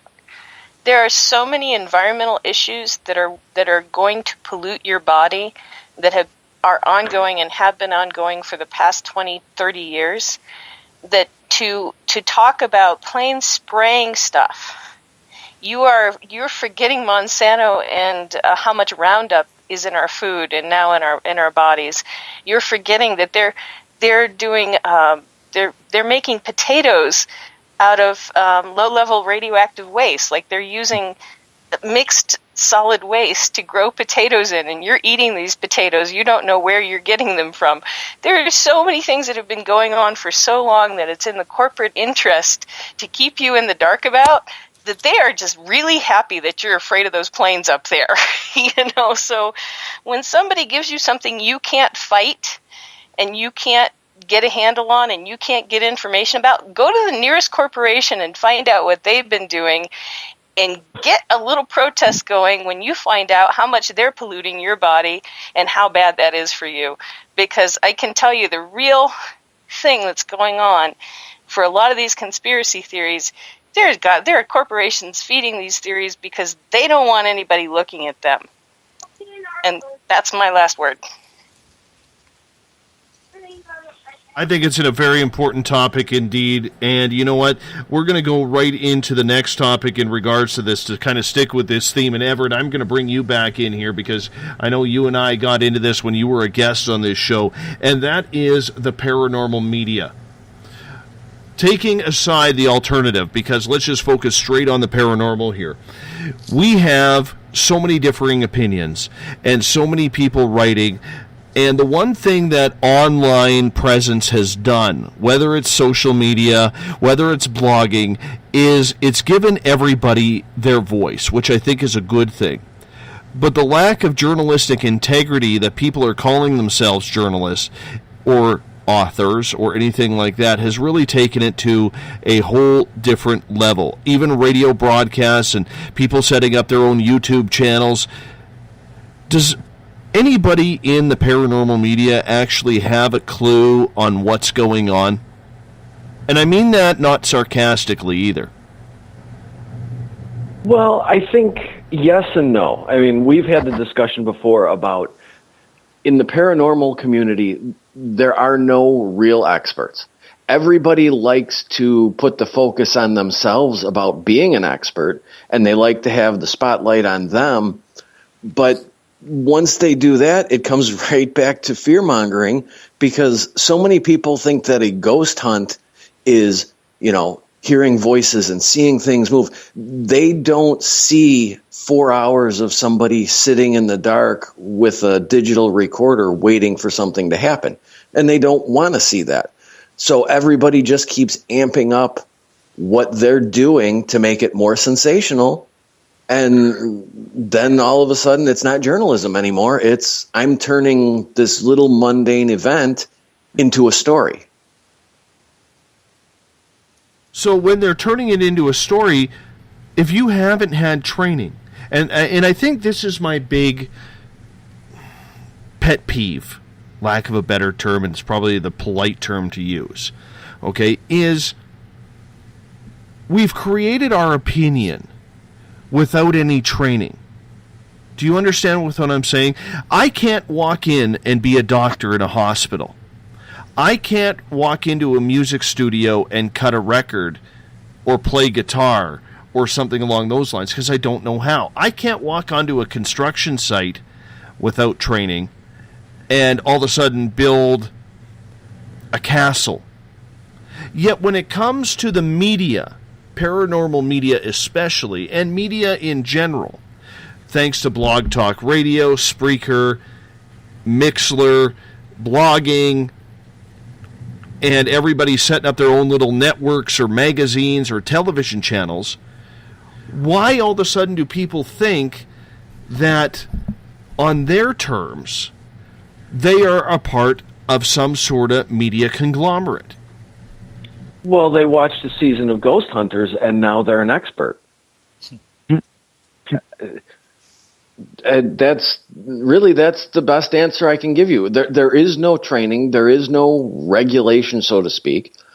And the only way to get that is for, I don't want to say established writers or media, but the good ones, the honest ones, back to the unbiased ones, need to start sort of policing and calling out their colleagues on, claims. But they can't, because the mainstream media does not take this seriously. There are very few in the mainstream who actually say we are providing a service. Myself, okay, and I'm going to use myself, and I'm not saying this to brag, I'm a trained member of the media. There are others in this field like me. Okay, you are a paranormal writer. You are conscious about what you are writing, and that's the point that I'm getting at. Okay, we see too many people forming opinion over fact, and we're going to get into that tonight. Okay, and I'm going to switch gears here. I'm going to go over to you, Elizabeth, on this one, because I think you have a good opinion on this. Prove me right. Prove me right. I'm not sure what I'm answering, but while you guys were doing the museum event, I was at New Mexico Paranormal Forum reading from my book and answering questions about, abductions and aliens. And some of the questions were very, very much, somebody had formed an opinion and they thought it was fact, and what did I think about that? And one of the things one of the opinions was that aliens were causing people to have borderline personality narcissism disorder. Well, okay, yeah, maybe, but for all the abductees and contactees I know, no more of them have borderline personality or narcissistic personality disorder. No more of the actual ones do than the general population. Now, there might be some who want to say that they're abductees and contactees because they have histrionic personality disorder, etc. Anyway, there were all sorts of questions and answers like that. Like, I'm having to debunk an idea that has been attributed to blaming the aliens over and over and over and over again. And after a while, it's like, could we have a little bit more, could we have a better educational system where people are citing their research when they go about saying these things, or telling other people that this is what's happening and aliens are causing it? Where was the research done? Who did the research? How many people were in the study? Because it gets really darn hard to convince somebody that their cherished opinion about the aliens did it is an urban myth, when it's an urban myth, because there's not really been any research on that. And if you had been involved in research, you'd know that what you were saying was not true. Like the RH negative. John Mack's group, we have RH positive and RH negative, and it's about equal. We've talked about that. It's like, no, we're not all RH negative. So, I did that one too. So it gets hard in the paranormal because there isn't an actual research body to go to. I mean, if we had peer review in a journal, I guess that would be helpful. But we need some academia. I guess it comes down to that. I agree. And I just want to go to a little bit of breaking news here. Former Cuban leader Fidel Castro has died at the age of 90. So maybe we can finally get some cigars into the United States. My dad was going golfing down, and he golfs quite a bit down south in Washington State. And he actually got busted at the border for having a Cuban cigar in his golf bag. Oh, that criminal. Yeah. Yeah. I'm just waiting on the rum. The rum. Oh, the rum. Cuban rum. Seriously, my father got busted at the border for literally having a Cuban cigar in his golf bag. Brought in, written up, had the Cuban cigar confiscated, and my dad is like 64 years old when this happens. Okay, just a couple of years ago. And they were threatening to take away his passport for importing illegal contraband into the United States. My dad went in front of a review panel, some senior members of the Border Patrol, and they kind of looked at my dad, and they looked at the cigar, they looked at my dad, and they started laughing and basically said, "Are you serious right now? This is why you're here?" And my dad's like, 100% serious. and they're like, see you later, go enjoy your golf game. Right? Anyways, that's my whole Cuban story. But, Fidel is dead at the age of 90. Anyways, moving on, continuing with paranormal media. Joey, I'm going to bring you in here because I know you got a whole lot to say about nothing here. So... well, thanks, Dave. Thanks. Oh, yeah, you know. Anyhow, buddy, I would love to get your comment and opinion on this. Yeah, well, we go back to the same point, and we say, what sells, and that's the negative. But when it comes down to it, I feel that a lot of these people on the internet, create their own opinion, and it's all good. It's all good because everybody has their opinion. There are too many cooks in the kitchen, the saying is, right? Too many cooks in the kitchen. A lot of people, have their own opinions about things, and you have to find the most educated opinion out there. And that's why I came to Dave Scott, and that's why I came to Spaced Out Radio, because when I was looking for a paranormal show, I was that guy looking for a paranormal show to listen to because it did interest me, and I went into a few, and it just sounded like a cult, or it sounded like they weren't informed. It sounded like the research really wasn't there. And then I came into Dave Scott's show, and everything I was looking for was right there.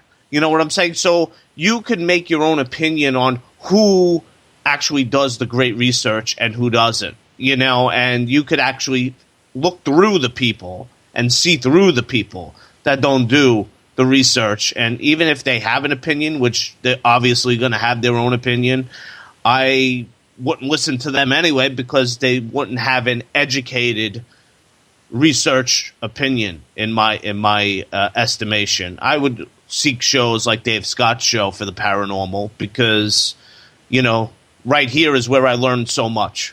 So, I guess I could base it off of your show, Dave, my whole opinion of that. So, there you go. So, yeah. All right, Eric Markham, your thoughts on this? There's just... I can see so many angles of this. I agree with Elizabeth in that we have no baseline of fact to build on. And you can't be an expert on anything if you don't have a baseline to compare to. I think a lot of that is what is missing in the paranormal. Everett and I talked about this till about 6 o'clock in the morning, and there is no peer-reviewed journal articles. There's no main clearinghouse where you can send your findings to have them reviewed by a panel. And there again, who would be on that panel? You got to find people that have an unbiased and evidentiary view of things to compare to. The biggest thing missing, I think, in the paranormal right now, as far as anything goes, right now it's all whoever's got the most charisma and can get the most people thinking their way is the expert. We need to have an authority. There needs to be somewhere that you can put things to validate before you go spreading them out all over the media. Eric Cooper, you got last word on this one. Oh, well, I can't say much more than everybody else has already said. Yeah, and there's no way to get, there's no such thing as a professional. We all know that. And there's no way to get an unbiased review because, well, the paranormal is completely unpredictable, is completely still unknown. And so, yeah, that's where I stand on it.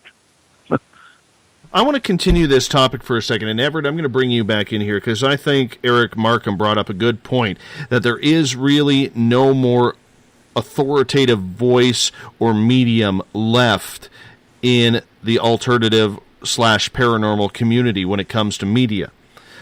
What is missing, in your opinion, in this field to give paranormal media more credibility? it would be nice, like Eric had said, to see some sort of peer review thing exist. But like he said, that would be almost impossible to really create and make viable. I mean, I think a lot of it has to do with people's ego. People do not like to hear that their evidence doesn't prove anything. Everybody's always out to create the next best video of a ghost crossing a hallway or going through a room or whatever, and that nobody wants to hear that, well, maybe that's just something else. So you try and review something, or you try and even tell somebody that maybe they should go back and take a different look at it, and right away you start getting that old paranormal drama, and fights erupt. I think it's a tough question to answer, because you can't be an expert or claim to be an expert and do peer review when nobody really is any better or more skilled or more educated in this field than anybody else. I think you'd have to adopt some of the methodologies from other social scientists that a lot of us don't know. We could adopt methodologies from psychology and other just other areas, but we'd need to know them. We'd need to have somebody who said, this is a good research project, this is not a good research project. This is what you want to see, this is not what you want to see. And it doesn't even matter what the results are, as long as you're looking at something that is a viable, evidential, scientific, whether it's social science or another science research project. Those things would pass if they're set up right, regardless of what they come up with.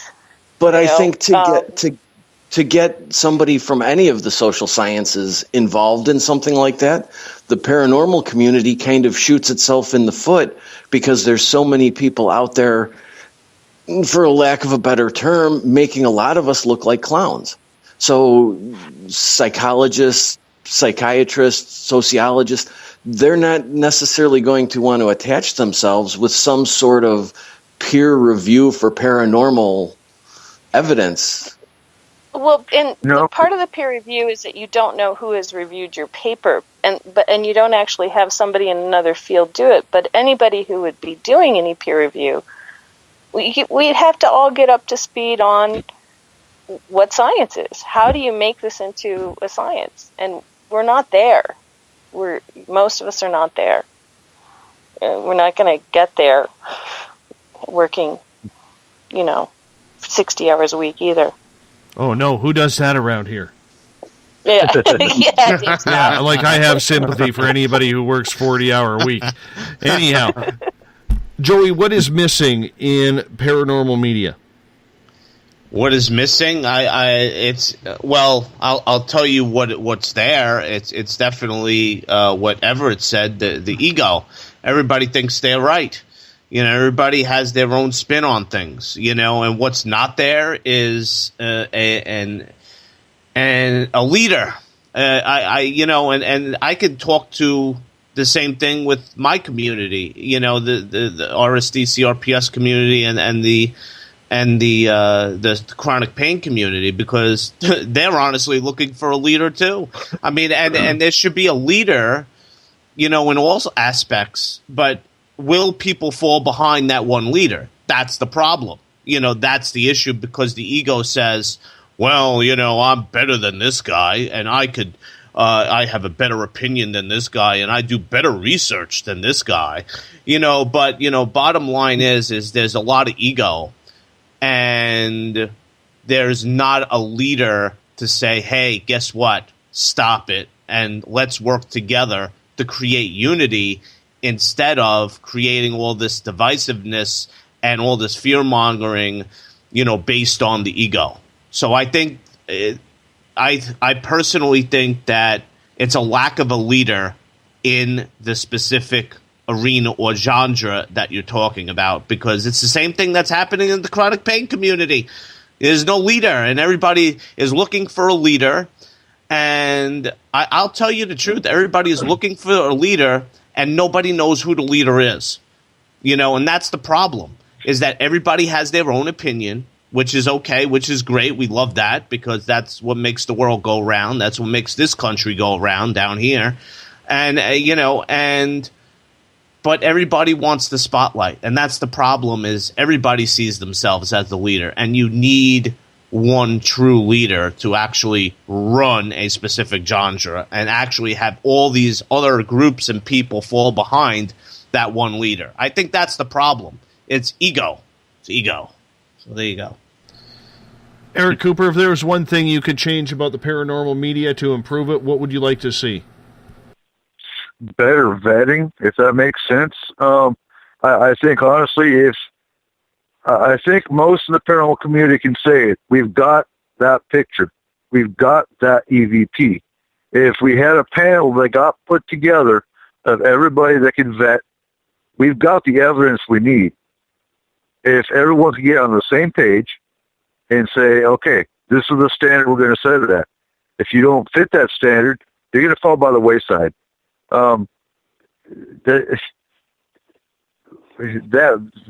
where I'm at. And like we say in S4, don't take our word for it. You can do the same research we do. We take our experience and our research we've done. That's where we come up with the show.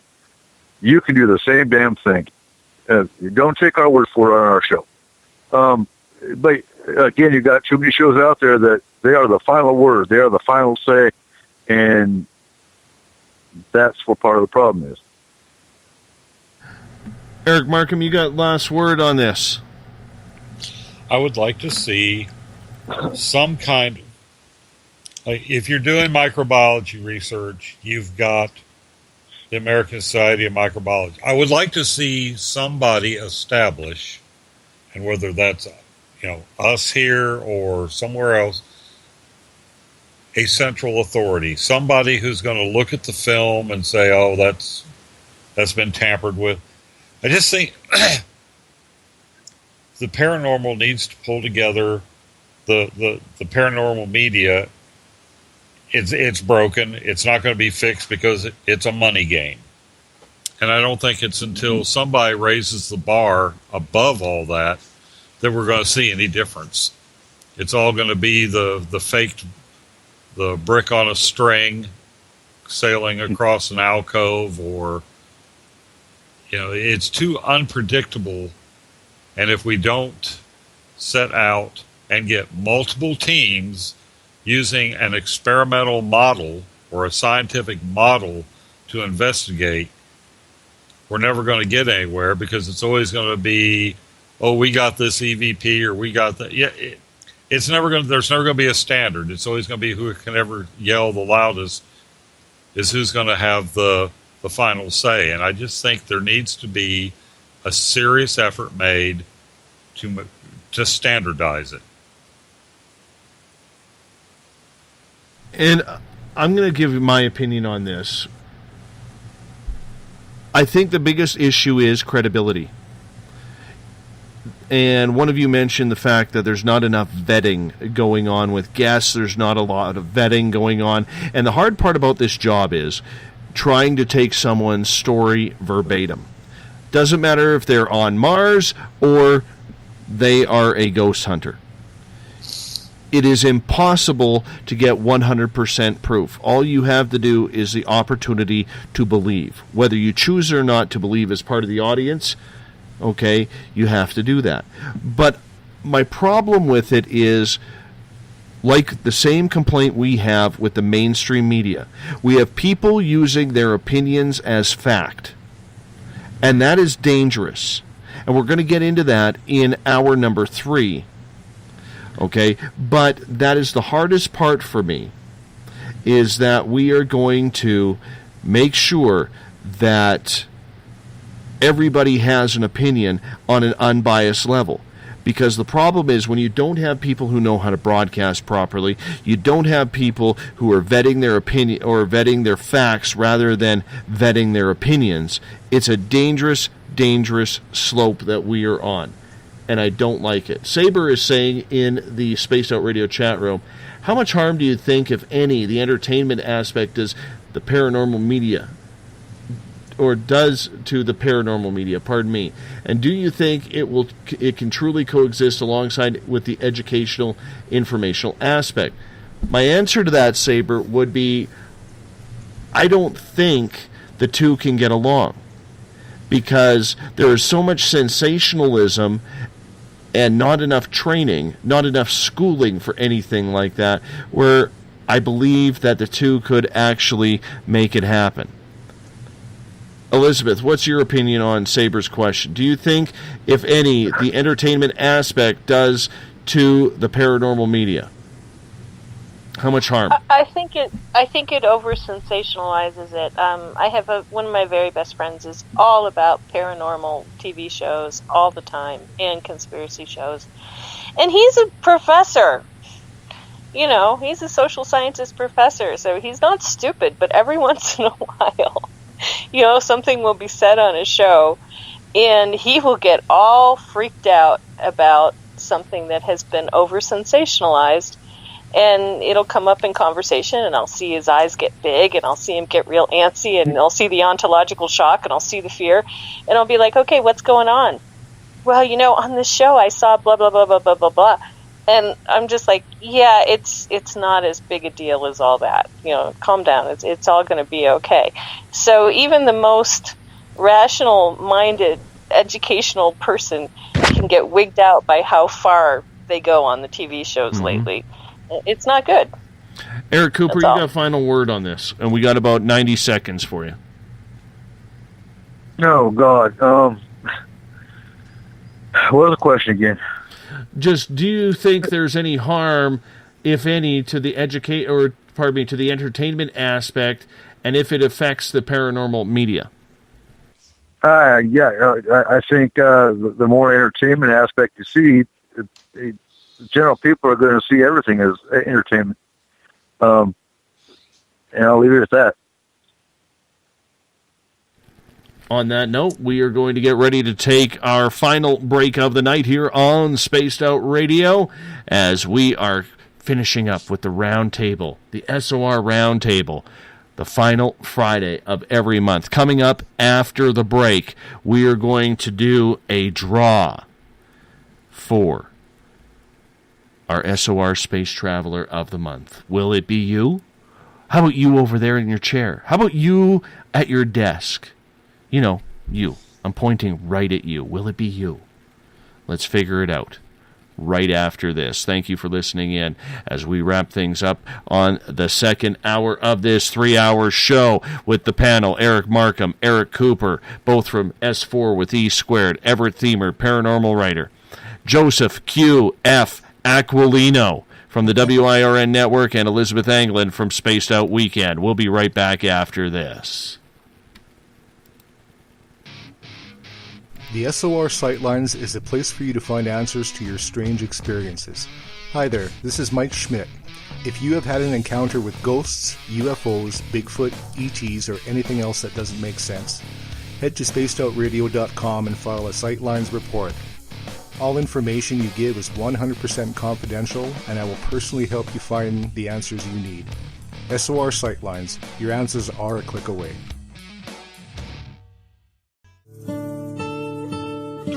Greetings and salutations, space travelers, from the Chronicles of the Unknown team. What is Chronicles of the Unknown? I keep hearing about this thing. It's a new paranormal reality TV show based right here in beautiful British Columbia, Canada. Follow our team as we uncover claims of activity on the Caribou Gold Rush Trail.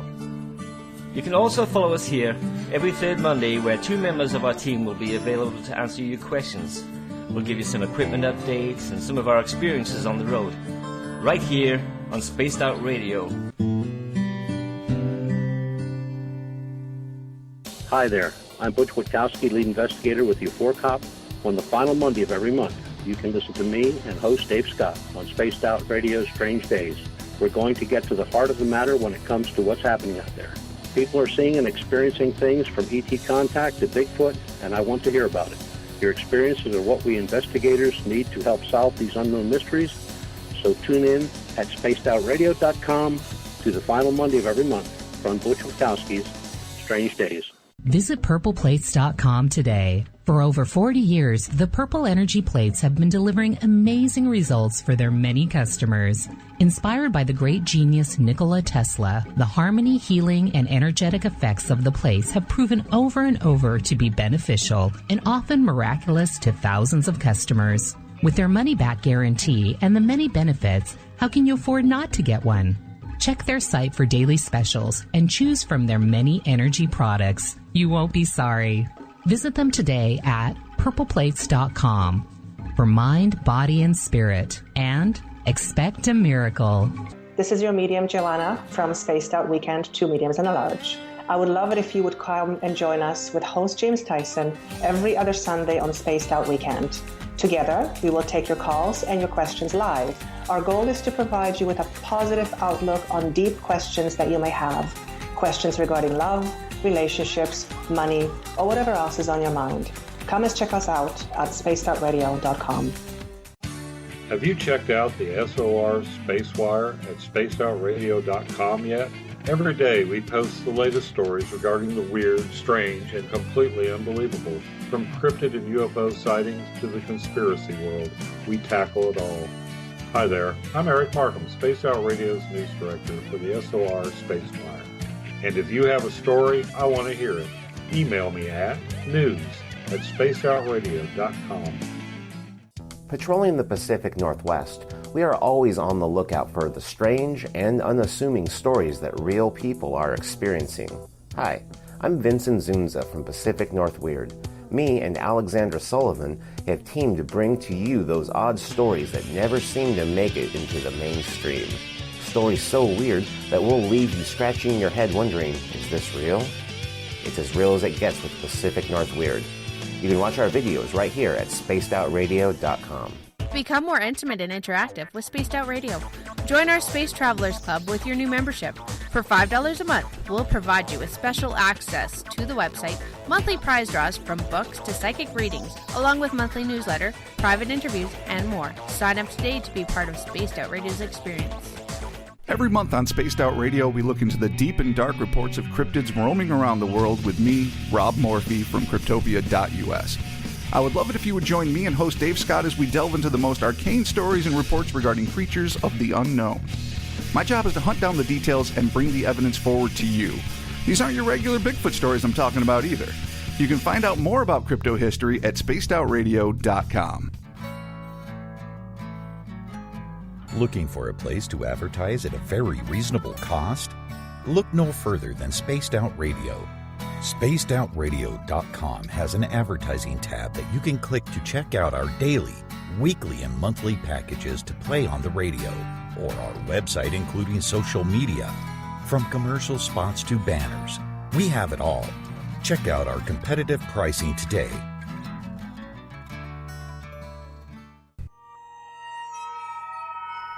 You hear footsteps in the empty room above you. A rocking chair begins rocking by itself. Don't be afraid of the things that go bump in the night. Reach for Spirit Storybox, the iPhone app the Huffington Post UK called the only ghost hunting app you will ever need. Spirit Storybox. The spirits are telling their stories. Are you listening? Strange creatures lurking in the night, the sounds of wood knocking in the forest, odd happenings right out of a fictional world. These are the reports I love. Hi there, this is author Ronald Murphy, and I would love it if you join me and Spaced Out Radio host Dave Scott the second Wednesday of every month on our journey into the unknown land of cryptozoology at spacedoutradio.com. From Mothman to Frogman and everything in between. Hey, they don't call me the crypto guru for nothing. Did you know that Spaced Out Radio runs 7 days a week? Hi, it's James Tyson from Spaced Out Weekend. Every Saturday and Sunday night, starting at 9 p.m. Pacific, midnight Eastern, you can join me and my guests for some great chatter about what's going on out in the universe, or even in that dark part of the basement you really don't want to go back into. Well, let's find the answers to your experiences together. So come on up to Uncle Jimbo's cabin on the weekend. For more information, look us up at spacedoutradio.com.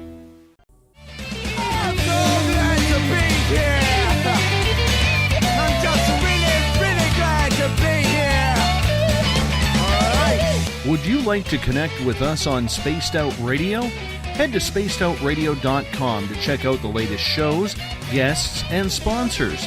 And don't forget to sign up for the Space Travelers Club. You'll find all you need at spacedoutradio.com.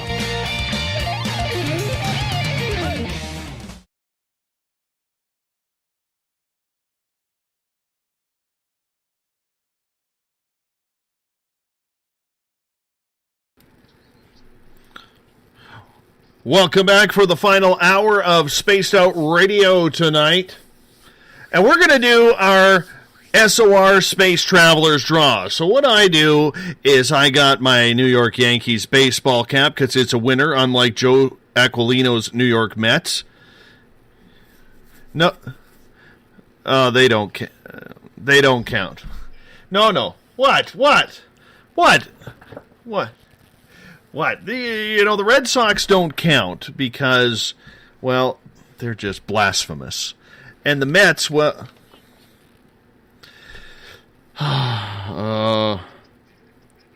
Anyways, you know what? We're going to bring some maturity back to this. Pulling a name out of my hat for, Eric Cooper, that's worth a beard pull right there. I know what you're thinking right now. Exactly. Thank you. All right. We are going to make a draw here, and I make the draw before the show. I put in all the names of members. Doesn't matter if you've been in a day, a week, a month, or 4 months, 5 months since we've been doing this. The fact is, everybody's name is in there, and I pulled a lucky name. Are you ready? I am. This month's winner of the SOR Space Travelers Club is Ron Moniak. Ron Moniak, you are the winner of the SOR Space Traveler of the Month. Great job. Thank you very much for being an SOR Space Traveler. Absolutely. And Ron fell in love with this show a couple of months ago. He joined the SOR Space Travelers Club because he thought it was a kind of a cool thing to do, and it just happened recently as well. And boom, just like that, his name is pulled from the magical New York Yankees hat, and he is your SOR Space Traveler for November. So, thank you, Ron, for being in there. I really do appreciate you doing that. And before I get to everything else, I do have to say that we do have to welcome in everyone and listening in on the United Public Radio Network, live on 107.7 FM and around the world in 160 countries. Revolution Radio is a donation station financed by you, the valued listener. Do us a favor, visit freedomslips.com and donate today. And Bill Cardwell set the password for the SOR Space Travelers Club. Pseudo-random is your password, so if you're a member of the SOR Space Travelers, use the password wisely. Otherwise, you end up looking like Joseph Aquilino, and you don't want that. Trust me. You do not want that. Come on, Dave. Come on, Dave. Absolutely. Absolutely. My beard looks good, Dave. Now, come on now. I'm not sure if that's your beard or your back. Oh. I'm not sure. Man. I'm not sure. Oh, man. You know, I have to tell you this before we go any further. And Ron, congratulations on being the SOR Space Traveler for the month of November. We really do appreciate your support. And if you want to be a part of the SOR Space Travelers Club, just go to our website, spacedoutradio.com, and fill out the SOR Space Travelers Club membership. It equates to about $5 a month. We have some great packages. We want to see you all involved and help spread the word on that as well. But it's exciting. Everything is exciting around here because we do it all for you and the listeners and Joey's back hair.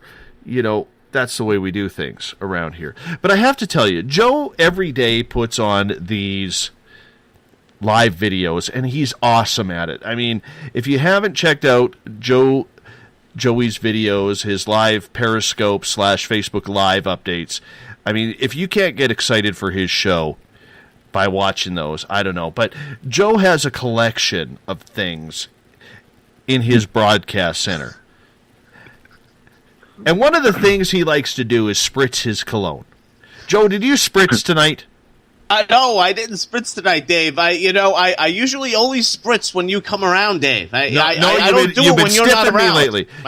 You've been stiffing me lately because I've been there and you've been cheating on me and not spritzing for your loyal, dedicated audience. So, and Joe, you actually, Dave, you actually brought your wife that one day, and I didn't spritz that day. I'm sorry, man. I'm sorry. I know. I didn't do it. She wanted to see a spritz of cologne, and you didn't do it. So I'm going to tell you, man. I want a spritz before we go any further. I want you to get up, go get your Drakkar Noir, and spritz for us. All right, I'll go get it. All right, here we has go. to be not the Guilty Gucci. I want the Drakkar Noir tonight. You got it, no problem, Dave. I'm All going right. to get it right now. Right now, I'm going into my collection right here, Dave. I'm going into my collection. Good. And you know what's great, everybody, is Dave the other day came to me in PM and he said, I just realized that I said a boot instead of about. He came to me. He was actually shocked that he says a boot rather than about. I do not. All right, here we go. Here we go. All right, here's a spritz for you, Dave. Here's a double spritz for you. You got a double spritz. And by the way, the Dosh Hound is on the way, Dave. The Dosh Hound is on the way. Joey has this ceramic Dachshund on his dresser, and I want that Dachshund. You want that Dachshund? I love the way you say that too, Dave. You want the Dachshund? All right. So basically, I will send you the ass of the Dachshund if you don't mind. Because I will send you the ass. The ass of it. Sounds the backside. Yes. Okay. A boot goot. There you go, Dave. Go ahead.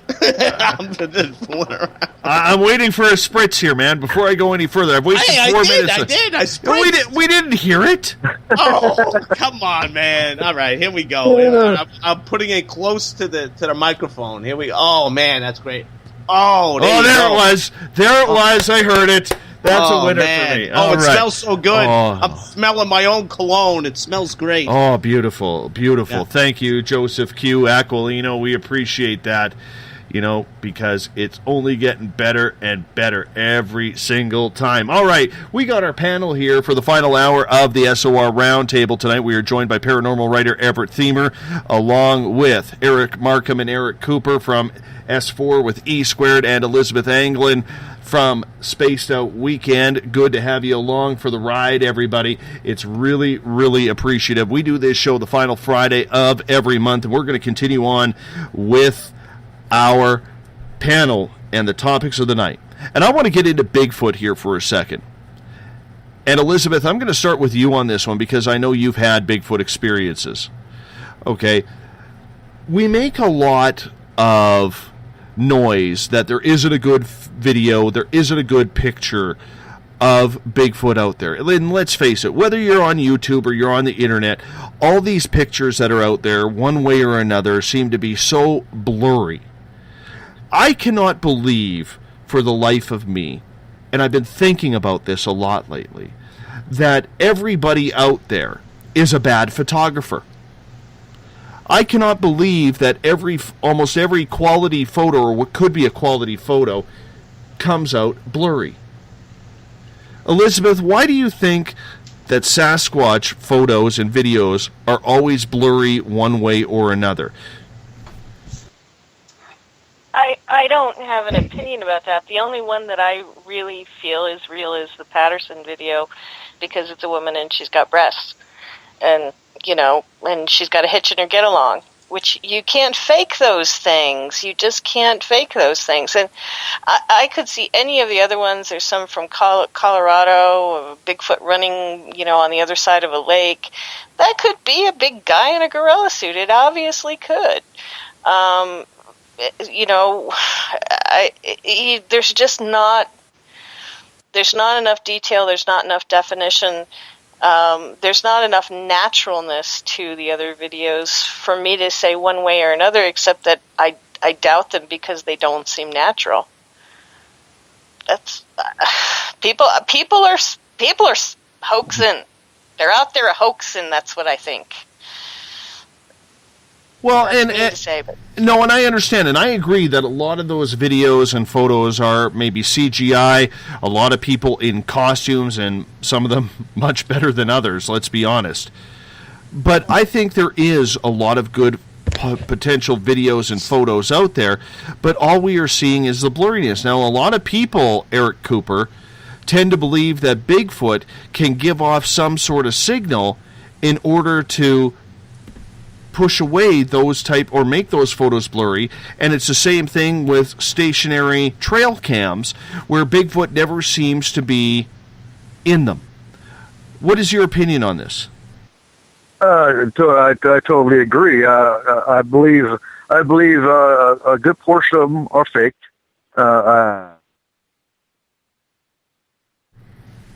Well, we just lost his phone. We're going to call Eric back here momentarily, as we'll do that right now, and see if I can remember his number. I don't know if that's it. But while we're waiting for that, let's get to your opinion on that, Eric Markham. There's actually some pretty decent pictures out there. I've actually seen, I'm looking up one now, and it's shot like the guy looked down a riverbank, and it's not blurry. Looks pretty believable to me. I'm trying to find some kind of citation for it. I believe it was Cliff Crook's picture, but it's one of the clearest ones going. I'm trying to get something where I can post it in the site for other people to look at. I almost wonder if it's not a fact. I think I'd be freaked out if I saw it, and I know that it's hard not to get camera shake if you're excited hitting the button, the shutter button. And I'm almost, I think a lot of these are blurry because, oh my God, it's Bigfoot. Quick, take a picture, and if you stab at your... Don't worry about that. Don't worry about the ringing. That's... Getting Cooper back. Yeah, I think if you're excited, which I definitely would be excited if I saw Bigfoot, it's hard unless you've got a very expensive camera with image stabilizing lenses, it would be hard not to get a blurry shot. Mm-hmm.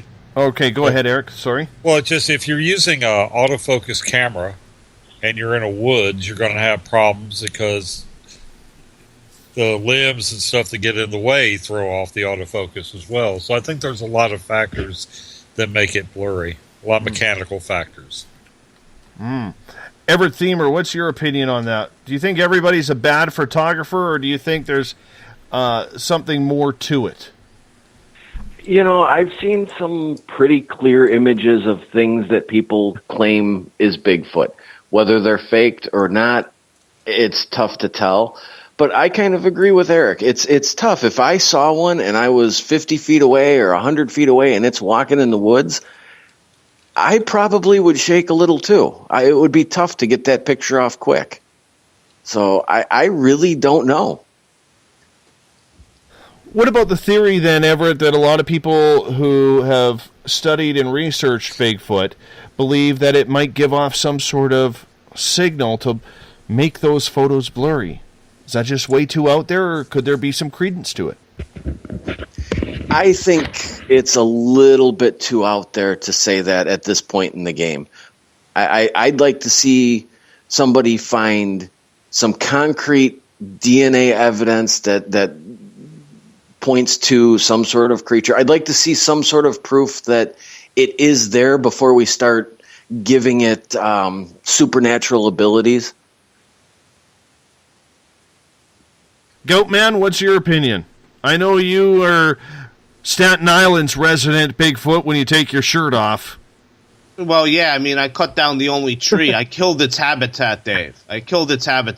I'm sorry. But anyway, we only have one tree here in Staten Island, and Dave knows that. But anyway, my opinion on this is that, when it comes to Bigfoot, do people really want us to find Bigfoot already, or did they just want us to, continue, looking for Bigfoot? And when you see, a Bigfoot walking in the woods, do you feel that people actually want to out Bigfoot right now? And that's where I look and I see a lot of different things. The same thing with ghosts, the same things with UFOs, disclosure, all this stuff. Do we really want to know about that now, or do we just want to keep it and linger it? So hey, guess what? It's still that thing that we're looking for. It's still that thing that's, not known yet, and so on and so forth. And it's still that thing that's unknown. Maybe we want to leave it unknown, for now, and have all this research happen and this, that, and the other thing.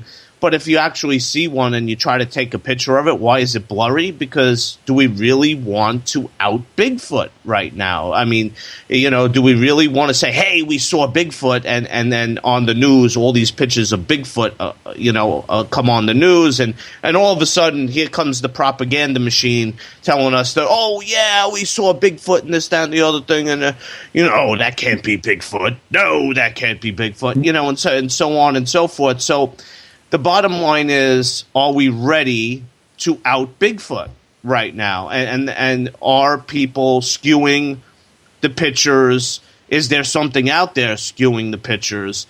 I don't know, but I don't think, maybe people want Bigfoot to be outed yet. So that is a very, very solid point, my friend.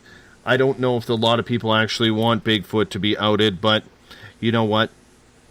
It happens, and I think there might be something else to it. I'll go against the grain and say that I believe that Bigfoot is more supernatural than a lot of people believe. I know Elizabeth and I have talked ad nauseum about that, and she'll be like shaking her head right now when I say that. No, it's not. And we can all hear her. Yeah, exactly. I still don't know why I can't see Bigfoot when I know there's a Bigfoot right there. I mean, I got to agree with you on that. I don't know. Exactly, and there's something to it. We just can't figure it out, and that is something that is going to be very interesting to find out over the next little while, if it ever comes out that it is real. Moving on to the next topic here on the SOR Paranormal Roundtable that happens the final Friday of each month. Eric Cooper, I'm going to start with you on this one. What do you think makes a good paranormal investigator? What makes a good instinct, for one. Instinct and experience. If you've had experiences and you have the drive to find the answers, and you have compassion. Drive, compassion, and instinct. Okay, so with the drive, compassion, and instinct, we see a lot of people out there using this as a hobby or a game, and we've talked about that ad nauseum here, and I'm not getting back into that topic. But if someone came up to you and said, Eric, you've been doing this a long time, what do I need to concentrate on to become a good paranormal investigator? What would you tell them? Okay, I'm going to say research. And research and find yourself a team that can guide you.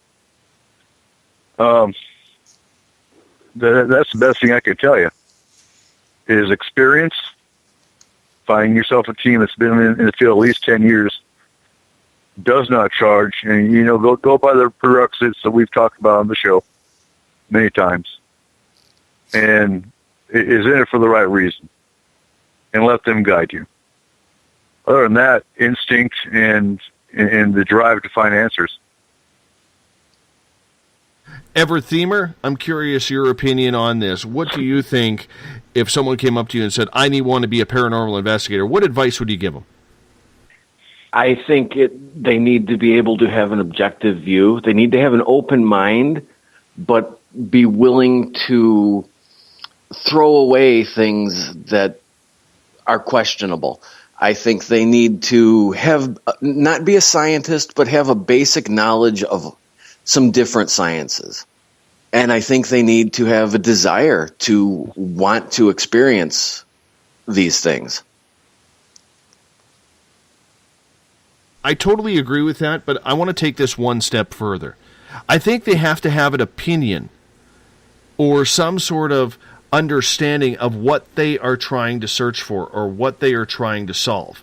Because I think there's too many people out there right now who are just doing this as a game and a hobby rather than providing any sort of other type of quality research. Elizabeth, what do you think?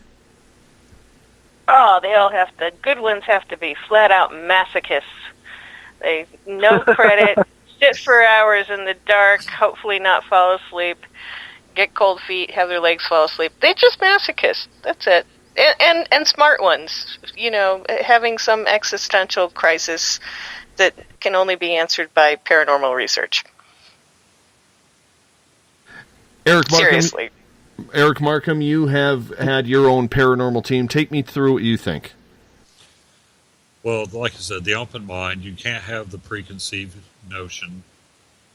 And I think I do think you need to know more about, maybe not be a scientist like me, but you should have some basic science understanding, some understanding of the scientific method, so that you're not thinking you're communicating with the dead when you're really picking up somebody's wireless router. And I think you have to have an almost childlike glee for discovery.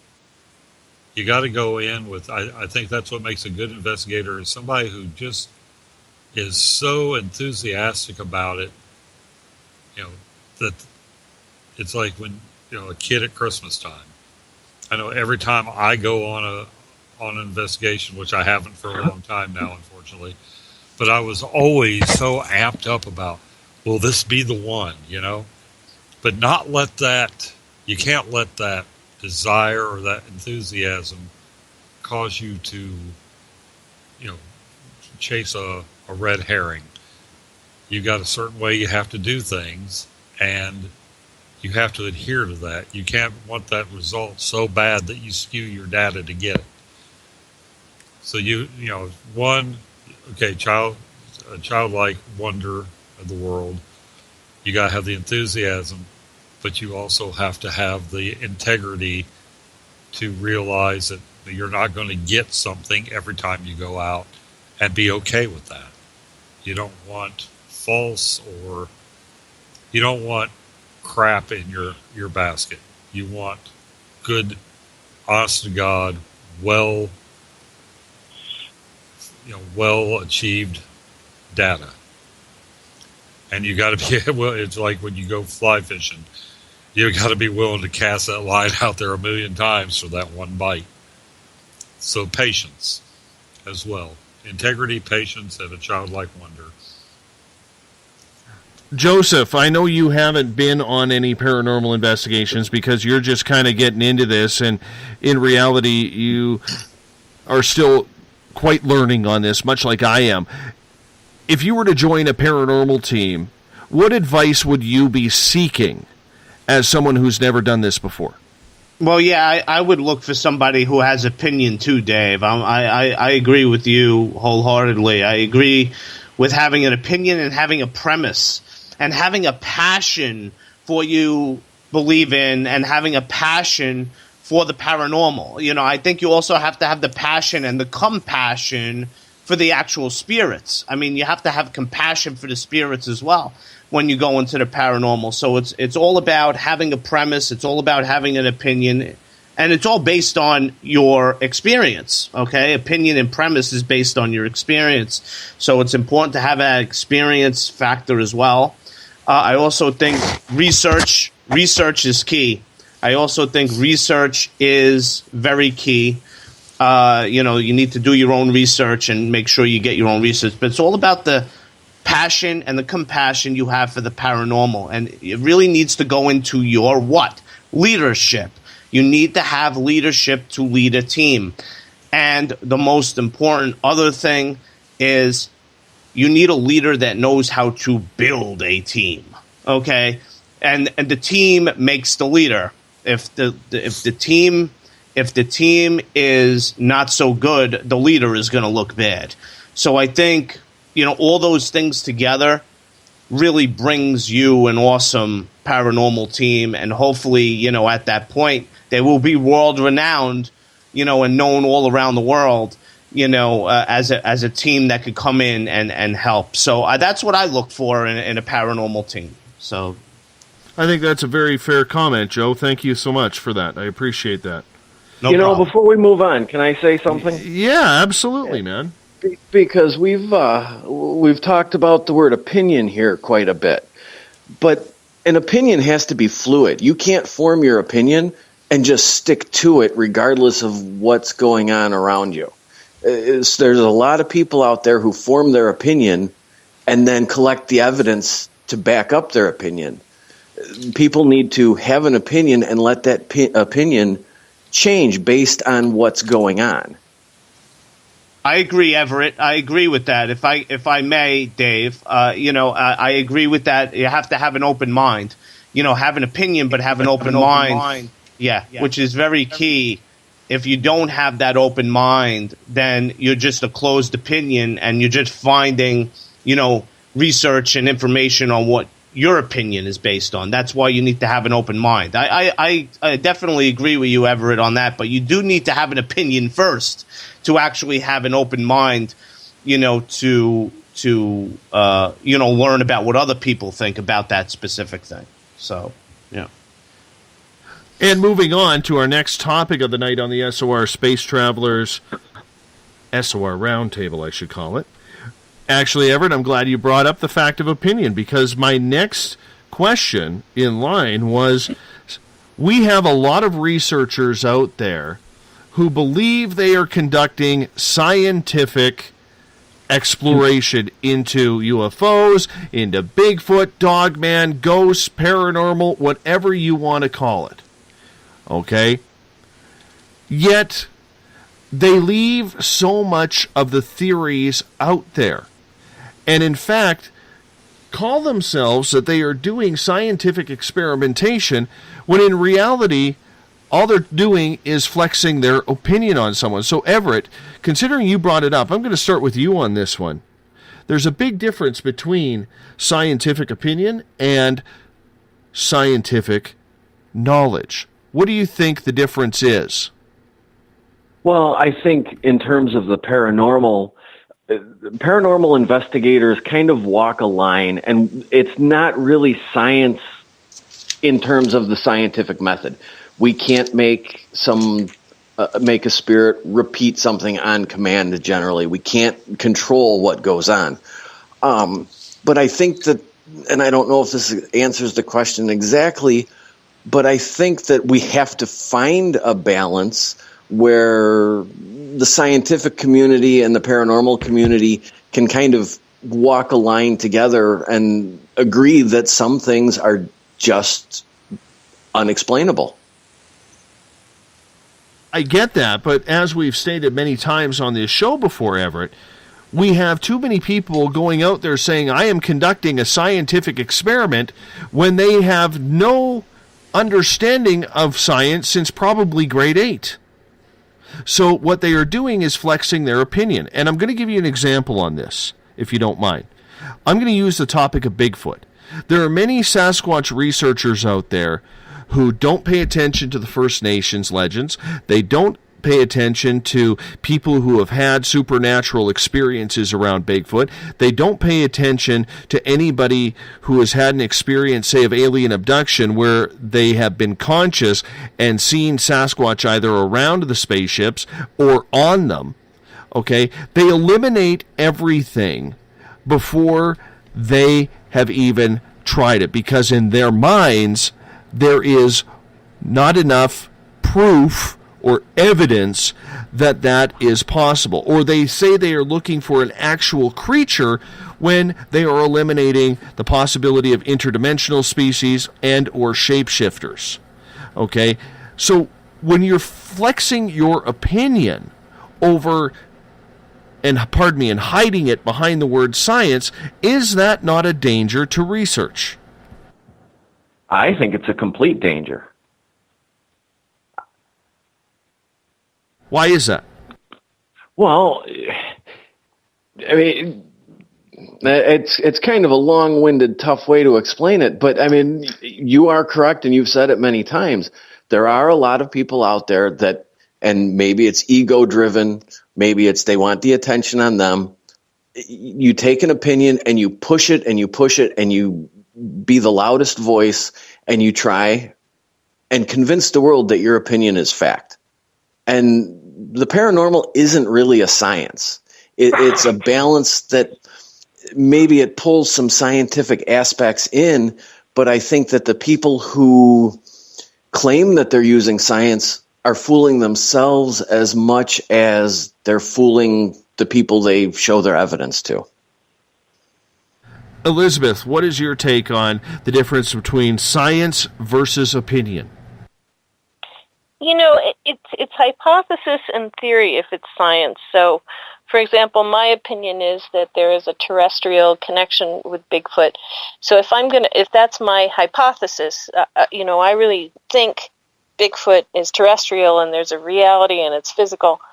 I want to develop a method of researching or finding proof of that.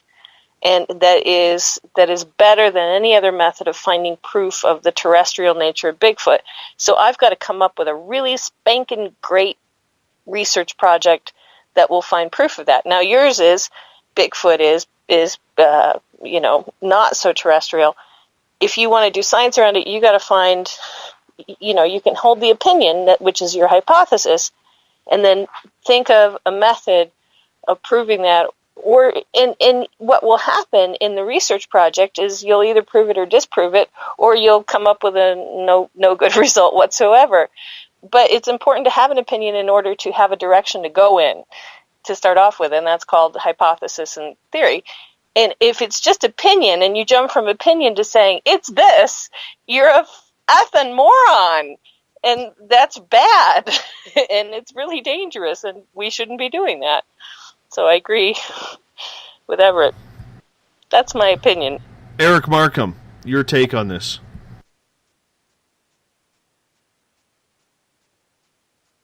Eric, this is where you turn your microphone on, if you don't mind. I wonder if his microphone died. Nope, I think I've got a bad wire. You're a bad wire. I am. I really am. Well, with my point of view, I agree with a lot of what Elizabeth just said. I agree with a lot of that. And part of research is you might not get your answer. I've had many experiments that I did back in my research days that this is what I really wanted to find, but the data didn't hold it out. You got to be willing to accept that you might not get the answer you want when you start asking questions. And you got to be willing to say, okay, well, if it's not that, what is it? And move on. I've got a few theories myself that I want to start working on, and for hypotheses, it's not really a theory until you get some experimental data to back it up. And I agree that too many people have gone from opinion to fact without any, and they've sort of skipped the other 4 steps in the method. I think science can be used to investigate the paranormal. I don't think they're mutually exclusive. But I do believe that you have to approach it in such a way.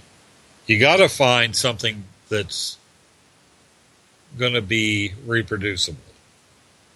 And you get all these people going to the one, we all know there's almost celebrity ghosts out there.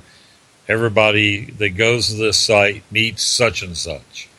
Okay, go there with the understanding that you're going to document that. And then send another team in, like-minded, to try to document that.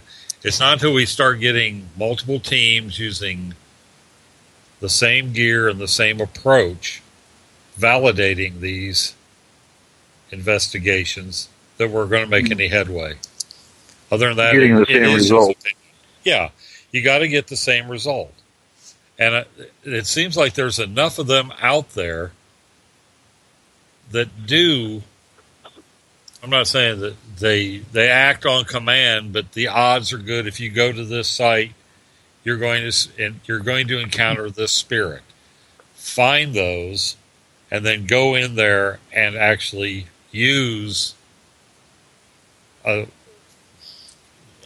variation of the scientific method to try to get some kind of validation.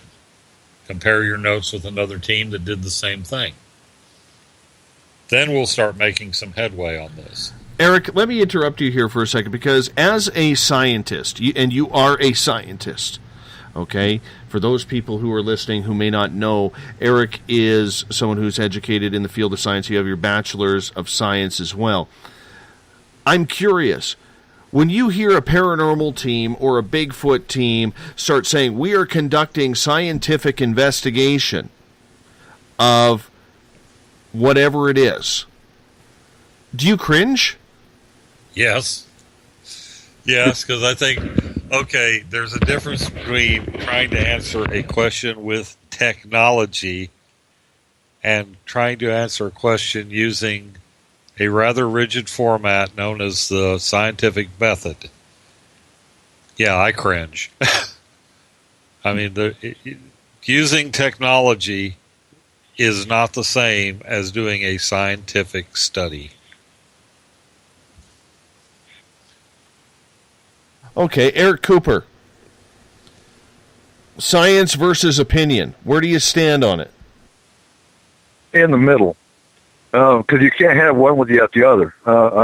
You can't have just science.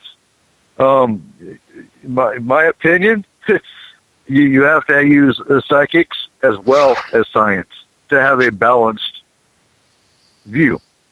You can't think inside a box for a paranormal investigation. You always have to think outside the box. But don't go so far outside the box that you don't look at it rationally. But no, you have to use both. You can't have one without the other. And like Markham said, we have this conversation all the time. All these groups that claim they're using science, yeah, they're using technology. They're playing with toys. There is no, and it's funny because I haven't been to school since the 80s, and I'm just now going into school again. So I just now got a refresher on the scientific theorem, and so yeah. And how many of these other teams that are sitting there claiming science? It's been so long since they've been to school, they don't even know what science is. So you have to have a balance there. Goatman, we give you the final word on this one. Yeah, I want to come with a out-of-the-box statement here, but I do agree with Everett to say that it is ego, a lot of ego, and a lot of opinion. And basically what I want to say is, why call it paranormal science when most of the paranormal of what I've seen since I've been listening to Space Out Radio and getting into the paranormal and getting into Bigfoot and getting into UFOs and stuff like that, why call it paranormal science? Just take off the science, because honestly, I feel that the paranormal is mostly opinionated. It's mostly opinionated. Maybe like 20%, 25% is actual science. I would definitely say it's mostly opinionated. And that's the way, honestly, we need to look at it. Unfortunately, you say science versus opinion. It is. It's mostly opinion. It's not mostly science. So why call it paranormal science when it's not really a science? It's mostly opinionated. And why call it a scientific study if it's an opinionated study? They should call it an opinionated study, because that's exactly what it is. It's based on their opinion. So, fully agree. Let's move on to the next topic. Last night we had Randy Kramer on the show, Captain K, saying that he spent 17 out of 20 years based on Mars. as part of the United States Marine Corps and part of the Earth Defense Corps. Now, I know there was a few people, including Eric Cooper, who thought his stories were absolutely full of crap right out of sci-fi or video games or movies, and I know people who have vetted Randy out many times, like Lorian Fenton, who has been on this show and has been a super soldier den mother in the past, who claim that he is the real deal. So my question is, when it comes to guests, as a listener or as a show host, and Eric Markham, we'll start with you on this one, how far do you have to go, in your opinion, in order to vet a guest before you decide to bring them on the air? Wow, that's a toughie. I'm kind of new. In the case of that guest, not just him, but guests in general. I don't think you can be shy. You can shy away from the extreme, and that guy is definitely in the extreme. And I won't offer my opinion on what I thought about the show. That's not what's at question right now. I do believe that you have to look at more than one source, and you have to get a feel and run on your instincts with that. You're getting me out of my comfort zone. Thank you. Well, we could tell by the microphone shift on the beard there. Yeah. We aren't advocating that this person is telling the truth. We are giving them a forum to put their story out there. I think you need to make sure they're not broadcasting from, Broughton Mental Hospital here in North Carolina or a similar situation. I'm not sure how far you have to vet, in my opinion. I think if the story is good and the guest is cogent and can string their words together, run with it. We're not here to say that this person is full of crap or this person is, speaking the God's honest truth. I think if you have a couple sources that say, yes, I've interviewed this person, I think they're legit, go with it. Let the audience choose which. I think we were divided right down the middle last night on that guest, as far as, credible or not. Oh, I'm all for controversy, and I'm all for people having their opinion on whether or not they believed Randy Kramer's story last night or not. But in the end, it comes down to the fact you still have to do your homework. The story, anybody has a story if they know how to tell a story, but there has to be some sort of fact behind it. Now, the situation with Randy Kramer last night, we will never know unless the U.S. government all of a sudden comes out with their secret space program and lets us know what is truth and what is fiction. Okay, Everett, let's get to you on this one. What do you think makes a great guest and about the vetting process that hosts should do? Well, I think that in terms of vetting, he tells a good story, and his story was engaging. It was fun to listen to. It was interesting. I think in terms of him, you vetted him as far as you needed to do. It's not your job to, like we were talking earlier about journalism, it's not your job to decide if he's telling the truth or lying. It's kind of the people's own instincts, the listeners, to decide what is truth and what is not so true in his stories. I understand that, but what about credibility to the show, though? And I'm not just saying this show, I'm saying every radio show out there. I think it's in the way that the host handles it. He could go on some show, a different show, and that host could handle it in a poor way and end up looking like he was a little foolish and making the guest look a little foolish. A show like yours where you have a journalism background and you can balance the middle of the road there. I think I think it works. It doesn't hurt your credibility. He was a fascinating guest. He brought up a lot of interesting points, but he also said things that, to me, I questioned, things that didn't add up.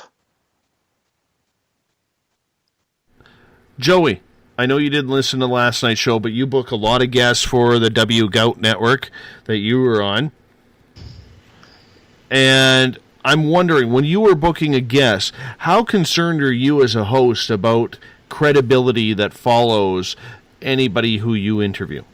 Well, it's actually a really interesting question, because the people I vet the most are the people with the special gift, and with the being a paranormal investigator, I want to make sure that you know your stuff, and I want to make sure that you have a lot of research behind you before I bring you on my show. People of special gift, you need to make sure that they're truly of special gift. I mean, I've been screwed over in the past before I started vetting, by certain mediums and so on and so forth. They came on my show. I vetted nicely. I brought on some really awesome mediums. I actually had Elizabeth on my show, a few times. I had a few other mediums and a few dream readers on my show a few times. The people that I believe in are those people that, have that white light, have that, that positivity, and they know what they're talking about. And I know what they're talking about from, shows like yours. So it doesn't really, really much say, let's vet them. I already know them from your show. So, bottom line is, if it's somebody not from your show, what I would do is I would ask them questions based on, based on what they do. I don't want to get screwed again, because I've been, like I said, I've been screwed a few times, with a few people of special gifts. So now I vet them a lot harder. But the people that come on to just talk about their experiences and talk about, any topic, I would say I invite them on. And that's exactly what we're doing right now this month, is we're inviting people on to talk about their, chronic pain experiences on our show, and it's their experience. So, yes, we want to hear that. Now, is it based on anything? Is it based on fact? Of course not. It's based on the opinion of the individual. It's based on the experience of the individual. So, of course, we want to bring on people that have a really triumphant experience, per se. So my whole thing with that is there's really not much vetting going on with the experienced people, but there is a lot of vetting going on with, like, the people with special gift and the paranormal investigators and these people that say they're doing scientific research. Hey, I want to hear what that research actually is, and I want to see if you actually know your stuff. So there you go. Elizabeth? Yeah, I'm so sorry I didn't listen last night, because when I interviewed Leslie Mitchell Clark, who had regressed Captain K, or Randy, there were some things that she said that, I was trying to make sense of them as an experiencer with 27 regressions under my belt, and also some other memories. And some of the things that she was saying about him didn't jibe with my experiences, and so I was like, I really have to hear him when I can get a chance to hear him on air, to see why I think they're not jibing, or how the story is different, or how and even possibly go remote view it, because he could have, is it a parallel reality? Is it this dimension? Is it Mars here? Is it this, that? There were things that I couldn't quite get a handle on talking to her, because she talked for a good half an hour about him on Cosmic Passport last year. And so unfortunately I didn't hear, and I don't know who is really qualified to vet an abduction experience, or somebody who has a highly unusual experience, especially if that experience really seems to be true for the person. It's part of their subjective reality. I have a past life memory of being on Mars from long time ago, and being involved in a war there.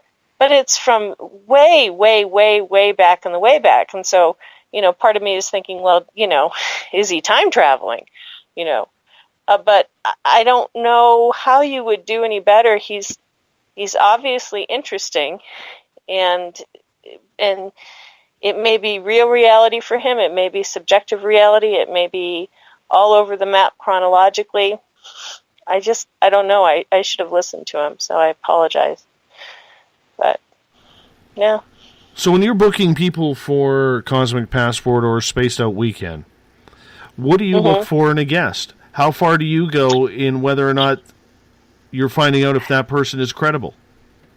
Well, and when it comes to experiencers, there's a person I like very much personally, and I haven't invited him on because he's got a messianic, he writes very messianically about himself as an experiencer, like he is the second coming of Christ. And I can't tell if in the book he's being serious or if he's joking, but I won't put him on because I don't want to put on somebody who is, the savior of the universe.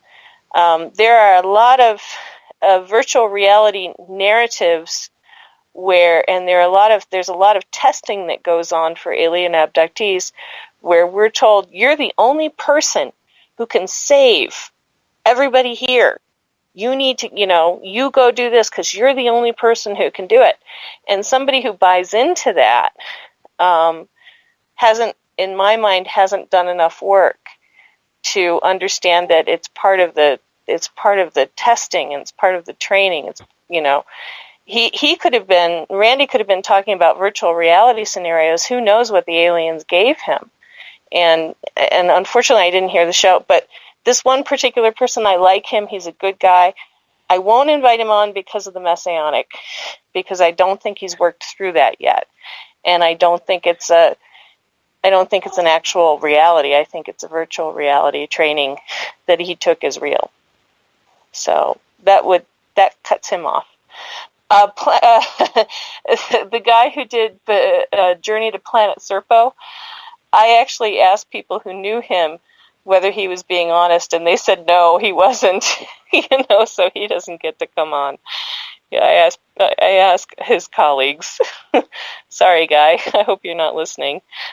But no. Well, I can say this.